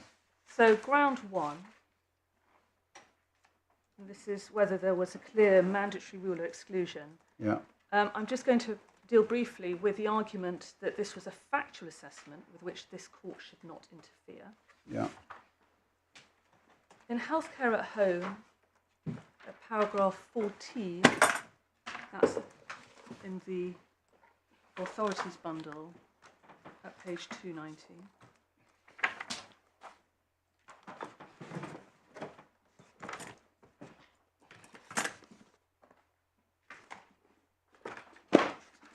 The last sentence says the application of the standard involves the making of a factual assessment by the National Court, taking account of all the circumstances of the particular case. Yeah.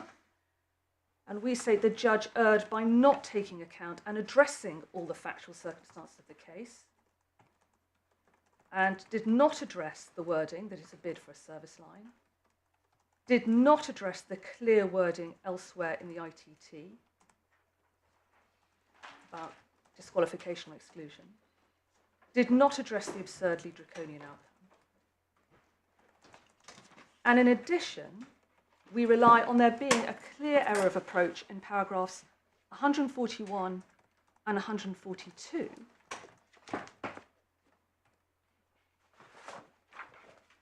Yeah. Where read in context the judgment as a whole, it is clear the judge is predicating the interpretation on an assumption that the prices could not be clarified. And we can see that from the judgment. Where do we get that from? So page 86, paragraphs 141 and 142. Page 86. 86 of the core bundle. Oh, I'm so sorry. Just doing the authority.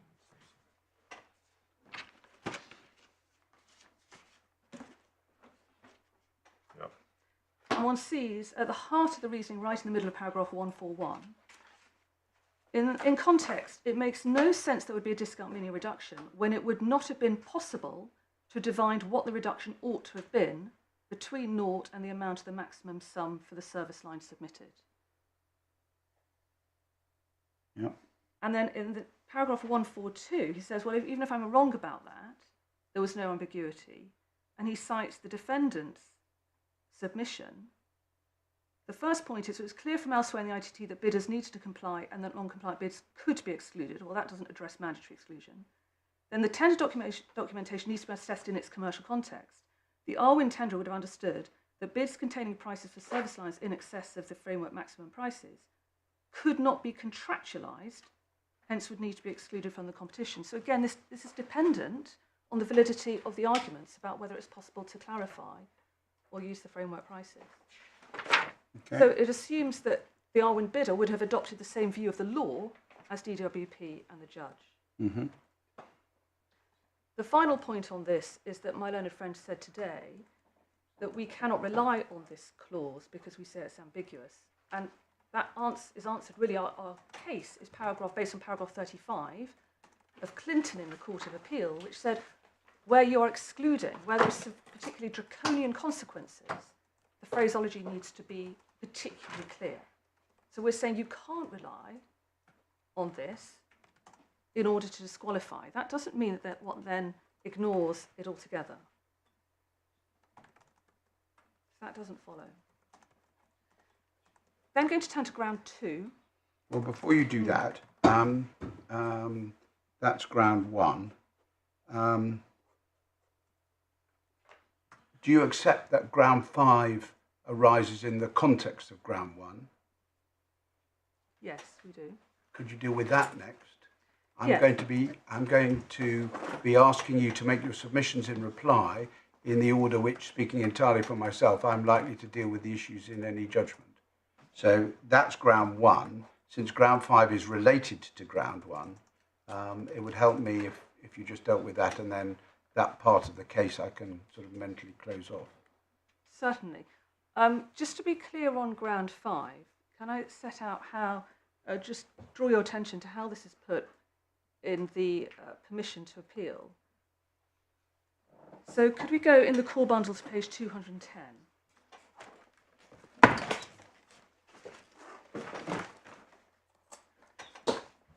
$210, yeah.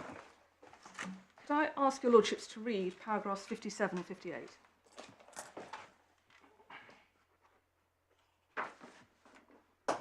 Yeah.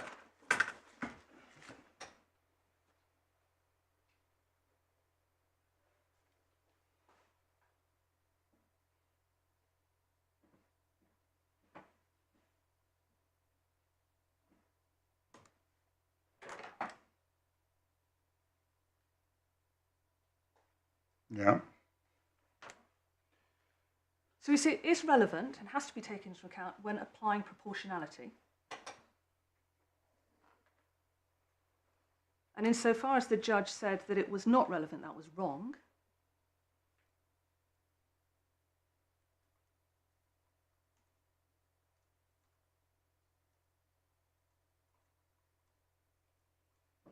So if it's relevant to proportionality, so what? Well, here would be in the grounds of waiver. This would be, if you're against me on ground 1, Yeah. then we're into waiver. Yeah. And we know that even where there is an absolutely crystal clear rule, there is nevertheless always a residual discretion to disapply.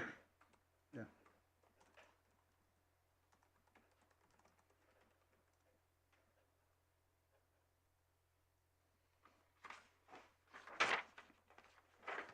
And we say there the judge went wrong by failing to take account of the de minimis nature of the error here and the lack of any unfairness to anyone in the particular circumstances of this case.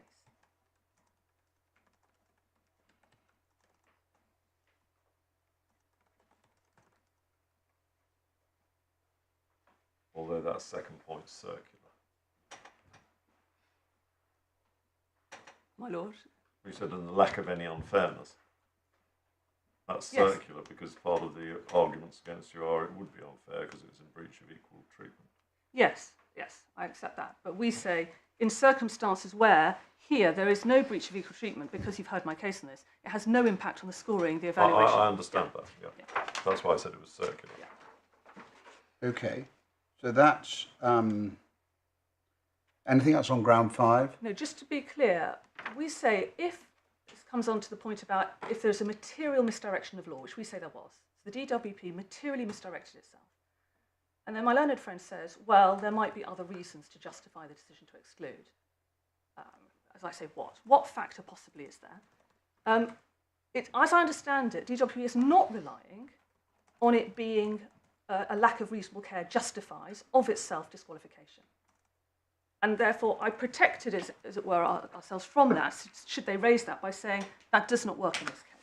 We don't understand them to be saying that if they've misdirected themselves, well, reasonable care justifies disqualification. But I'm going to say that just does not.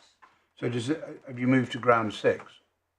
Well, I'll come on to ground 6, but that's why this issue of proportionality and reasonable care goes to both ground 1 and ground 6. How does it go to ground 6? Because as I understand it, my learned friend says, even if there is a material misdirection of law, there could be other reasons to justify disqualification. Yeah. And insofar as either DWP or this court were minded to say, well, there hasn't been reasonable care and that would justify disqualification, we say that's what we object to. Well, that would be creating a new rule Exactly. in the ITT, wouldn't it? Exactly. But But we say, as we understand it, they're not running I that. think Mr. Sutterwaller's There's an awful lot of arguments in this case of people dealing with arguments that the other side aren't raising. Fine. Well, then I can leave that if everyone's agreed that we don't need to deal with that. I was then going to move on to ground 2. Well, I'd like you please to deal now with ground 6, because if there's a misdirection in law subject to that point, isn't that then the first point that arises? So on ground 6, we've said they misdirected themselves, and you'll have seen this is how we put it below. They misdirected themselves. It's a material misdirection. Mm-hmm. And they did not actually exercise any other discretion. They didn't exercise the discretion. They proceeded on the basis that they considered other options and had to reject them all because of their misunderstanding of the law. Well, as put in the letter that you handed up today, it says the rules required our client to exclude Exactly. such a bid. So that's at paragraph 5.2 on your page, on page 4 of the letter. Exactly. And So- the judge rejected that and said, no, they did exercise discretion because they considered other options. And we say, no, they considering options and rejecting them because you have no discretion is our point. Yeah.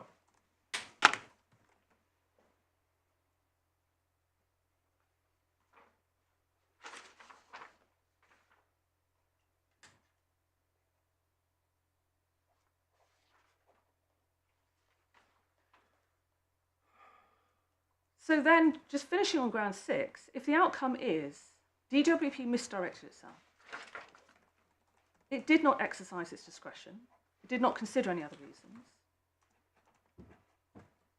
and then this court is considering it afresh, my learned friend has not really been able to point to any factors other than finality to render a disqualification decision rational and proportionate.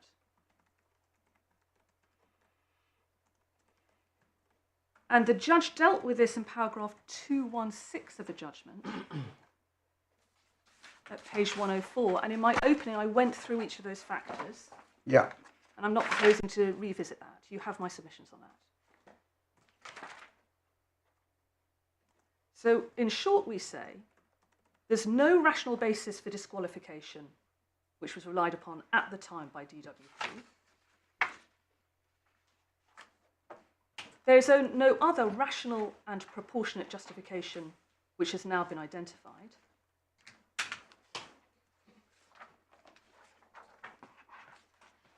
Yeah. And one point I'd like to make on that, just to be absolutely clear on proportionality, is that you have the 0.02% impact on price. But as your lordships are well aware, price was only 30%, quality was 70%. So the impact of the error on the scoring overall is a fraction of 0.02. It's de minimis, it's truly de minimis. And if we go to the decision... So sorry, so the 0.02%, I thought that reflected the weighting. You say it doesn't. No, Because the weighting was 30-70. No, my 30% of the price. Price was relevant to 30%, quality to 70%. No, my understanding, if we go to the... So the 0.02 is just a function of the numbers. Just the numbers, that's how I read. Okay. Page 270, if we go to 270... 270 of... Sorry, supplementary bundle 2.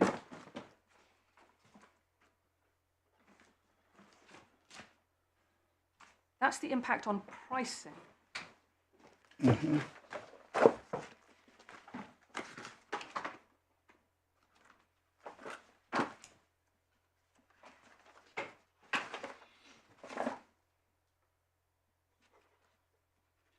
Okay. So impact on what? Scoring? Scoring? You call it? Yes. Impact on overall scoring? Yes. On the outcome of the competition. Even less. Yes, and could we just go to... Hang on a minute. Yep. Even less because of the weighting. Yes, because pricing was only 30%. Yeah. Okay. Yeah, although you've got to be careful because it was a call-off contract. Those volumes and lines were put in for indicative purposes. Absolutely, and it's unable to predict what the expenditure would be. Exactly, and so I'm just focusing on the impact on scoring. I understand. Not the impact overall. But could I just that you have this in mind, draw your attention in the core bundle, in the decision to paragraph 59. The judgment. Sorry, judgment, paragraph 59, in the core bundle.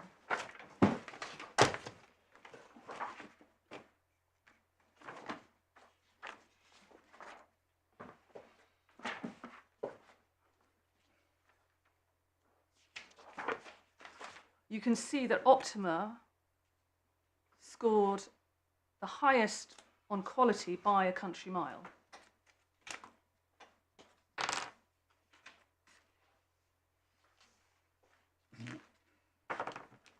And so we say, when looked at this within the framework of rationality and proportionality,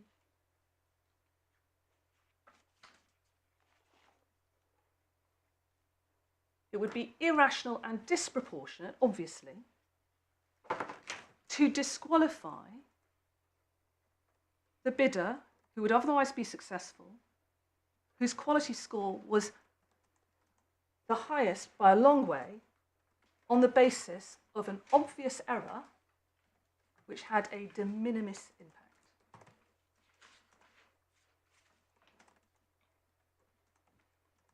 Yeah. And it goes back to my point that I made in opening, of the public interest, all this effort on devising quality criteria, all this effort on people responding to them and being assessed, it all ends up being for nothing. It turns on who completed the spreadsheet correctly. Well, we're going back to your jury points of yesterday, aren't we? I'll move on. Well, actually, I'm going to say I don't say that is a jury point. Actually, I think in our submission it shows both the perversity of the argument that, which is where DWP are driven, that even if you have a pricing schedule of 10,000 cells, if one is incorrect and it could have no impact on who actually wins, that is nevertheless an impermissible change to the bid. And we said that's just perverse and it is contrary to the objectives pursued by public procurement law. So I do rely on it for more than just a jury point. And that goes to, I mean, that's the issue between you about outcome and materiality. Yes, which I was about to come on to deal with briefly. Okay, well, deal with that. So you've dealt with ground 6, have you? Yes. So, okay, so then it's 2, 3 and 4, which you can either take separately or together. Ground 2, I wasn't proposing to say anything more on obvious error. think you have my submissions on obvious error. Okay. On ambiguity, the only point I was going to make is that DWP say there's no ambiguity in the price. And could I just point out, this was an argument made by the Commission in Tideland, paragraph 23 for your reference, I don't propose to take you there, where they say the date was not ambiguous.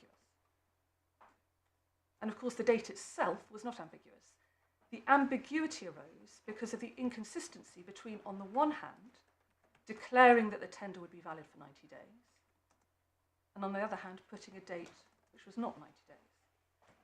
And that's why we say there's an ambiguity here. Yeah. So then going to move on to ground 3. And this is impermissible to change the bid. Yeah. Must know the price.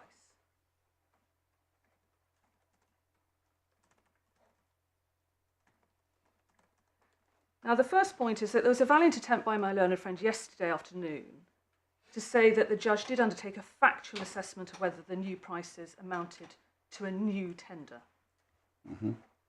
And we say that cannot be reconciled with the wording of the judgment, in particular paragraph 196, where the judge says there is a change to a bid by providing a price not previously provided.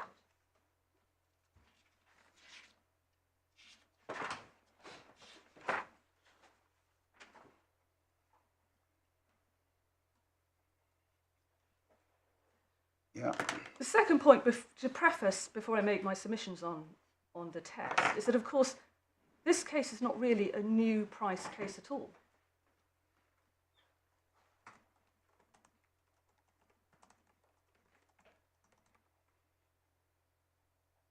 You have, on the one hand, the maximum framework prices.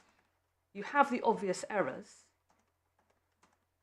It was perfectly permissible, open to the DWP, to avoid any problems of new prices by saying, clarifying, we are going to cap or contractualise on the basis of your framework maximum prices.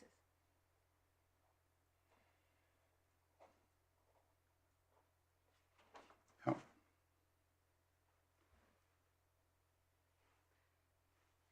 Then turning to the arguments deployed by my learned friend in relation to outcome. I think there might be a bit of a misunderstanding here. I'm not putting forward a new test. I'm relying on an orthodox application of the existing conditions set out in ARCUS. Outcome is not a new test or word that I've made up. It is verbatim taken from ARCUS. So could we just go there in the authorities bundle, tab 7.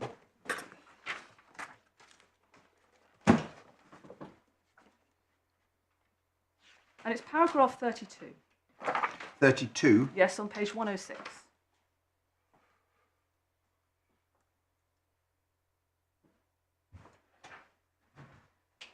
So 32 is the rule that the contracting authority must treat each tenderers equally and fairly in such a way that a request for clarification does not appear unduly to have favoured or disadvantaged the tenderer or tenderers to which the request was addressed, once the procedure for selection of tenders has been completed and in light of its outcome. And my point in this case on the facts, is that is easily satisfied. As it was in Siemens. Here, the DWP knew what the impact would be. It's plain as a pikestaff that that condition is met.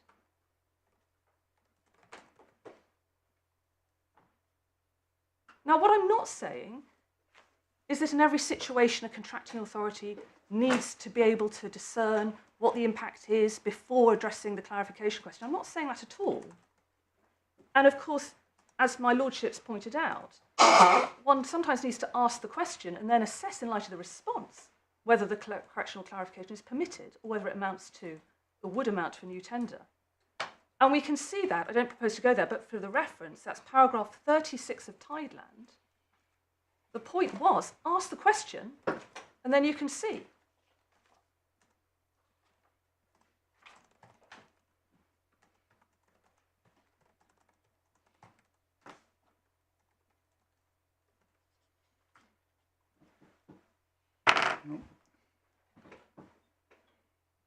Now, the next point I wanted to address was DWP's submission that materiality is not a relevant factor. And I've got 2 points in relation to that. One is that is contrary to paragraph 32, but more obviously contrary to paragraph 65 of Antwerp's, which is at page 79 of the authorities bundle. Paragraph which? Sorry, page 65, sorry, page 79, paragraph 65. 79, paragraph 65. 69, 5. 65, where the court says the literal interpretation would lead to the rejection of economically advantageous tenders because of clerical errors which are obvious and insignificant.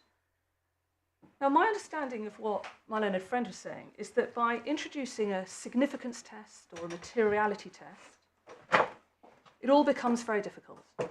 My note of what he said yesterday is where materiality is the test, it creates problems. Now, of course, life would be easier and more certain for all public bodies if they could simply promulgate a strict rule and then apply it without exception and not need to make detailed assessments. But obligations of rationality and proportionality are the corollary of the power conferred on public bodies, and whether they like it or not, that may involve careful consideration of all relevant factors. And appraisals need to be undertaken. So it's simply no argument to say this makes life difficult.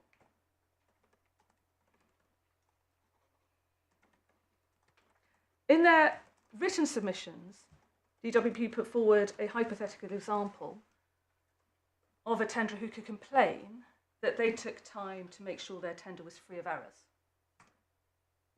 and therefore exercising discretion not to disqualify someone else actually does, in theory, give rise to a disadvantage.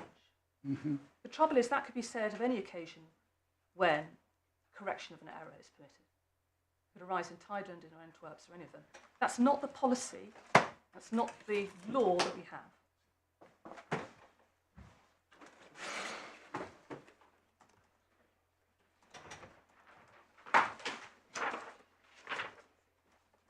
And it's a rule in English law that you don't get the cost of putting together a tender.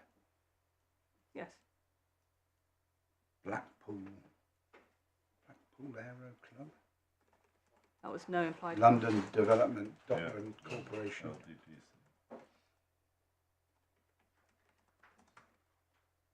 That's a case worth looking up because I lost that. Maybe not within the confines of this. No. No. Yeah, okay. While I'm here, I'm going to make one point in relation to waiver, which is that most of this case, unless you're against me on one, is nothing to do with waiver. And that's even in the case, once you get into corrections, could we just, very briefly, could I point out in relation to energy solutions at Authorities Bundle, page 656.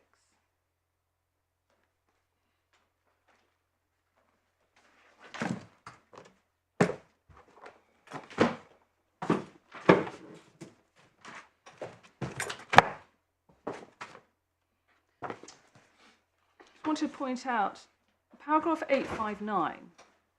This was before the judgment gets into addressing whether it would be permissible to waive a failure to meet a threshold question.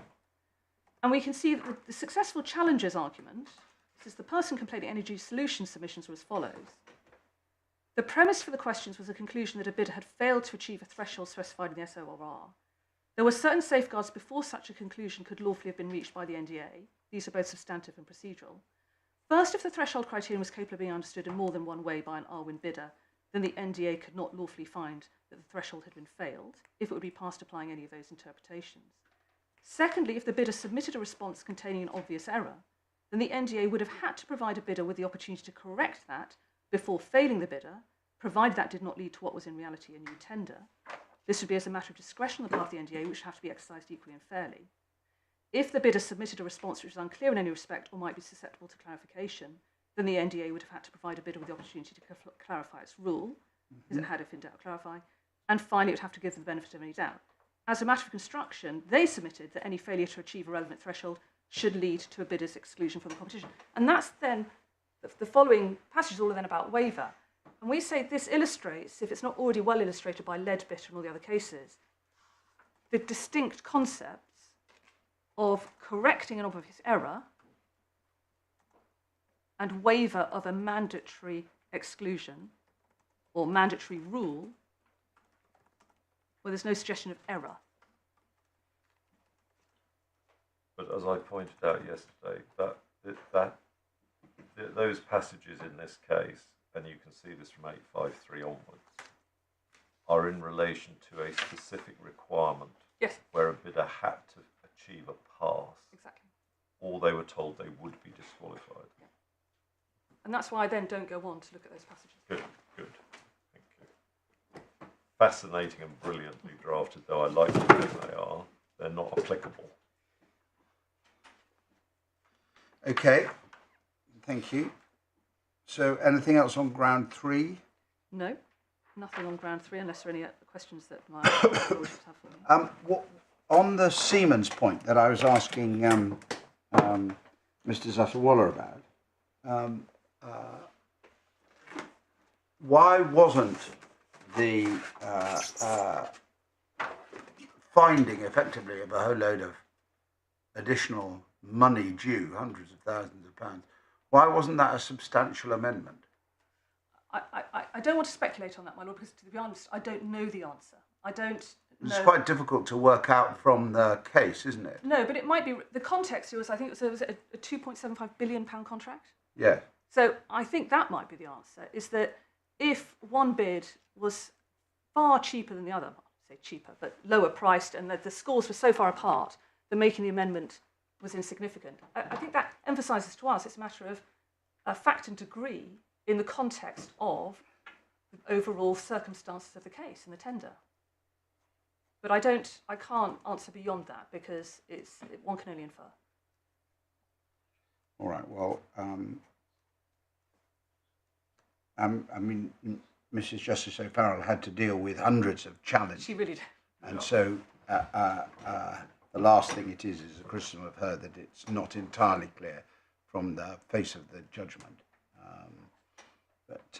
All right, so that's back to the fact and degree. I mean, yes, we would say it's really looking at that touchstone of, I think, is it paragraph 32 in Arcus and the condition. Could this unfairly advantage or disadvantage a bidder? No, okay. And that can be a fact-sensitive question. There's not a bright line that whenever you change a price, that rule is necessarily infringed. That goes too far. Yeah.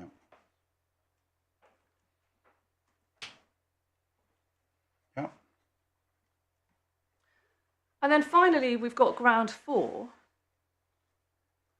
which is erroneously finding that waiving, correcting or clarifying the error was not required, and that the question of triviality or lack of impact does not arise. We say this is an unusual case, which falls within the principles set out in Antwerps and Tideland, where you have an obvious error. It's susceptible of quick and easy clarification. Does not lead to any unfairness. And where you have more than one course of action, proportionality requires you to adopt the less onerous. And really, we say this is just another way of saying no rational basis has been identified for disqualification once you take away the error of law. On that question of the least onerous to whom? Oh, I think in that, because it's proportionality, it's the least onerous to the bidder.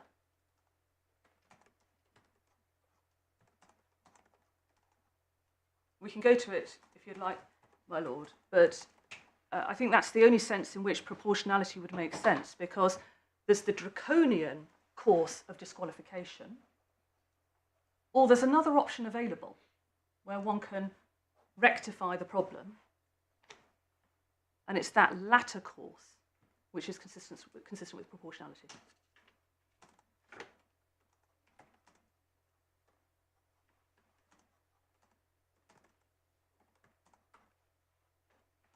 So that's on the basis that exclusion is, as it were, the most onerous for a bidder. Yeah. My lords, those were my submissions. Unless you wanted me to address you on anything in particular, I wasn't proposing to say anything else. No, thank you very much. Let me just make sure.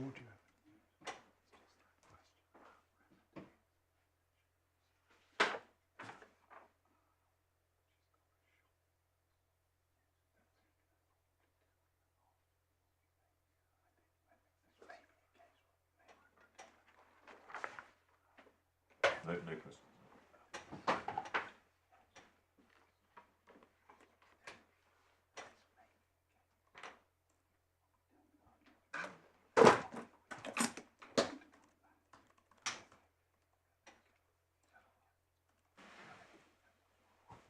No, thank you very much. Yes, well, thank you both very much. Thank you to all those sitting behind you. You won't be surprised to learn that we are not going to produce a extempore judgment or set of judgments. We will reserve our judgment and we will communicate that in the usual way. Just to remind everybody, the usual way is this: you'll get a draft. That's an opportunity to comment on the typos and the grammar. It's not an opportunity to re-argue the case.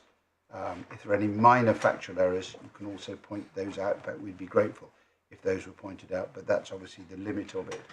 I think my clerk has a list of the people who will receive the draft, and the circulation is to those people only,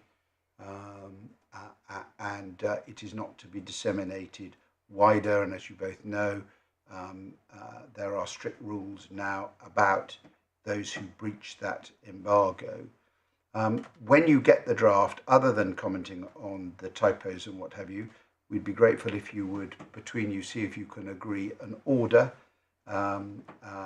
And if you can, all well and good. If you can't, then we'll consider what we do about that when we see, in very brief terms, if you can't agree an order, what the differences between you are. So that will be the course that we will adopt. The judgment will be handed down electronically, so there won't be need for anybody to attend. All right, thank you.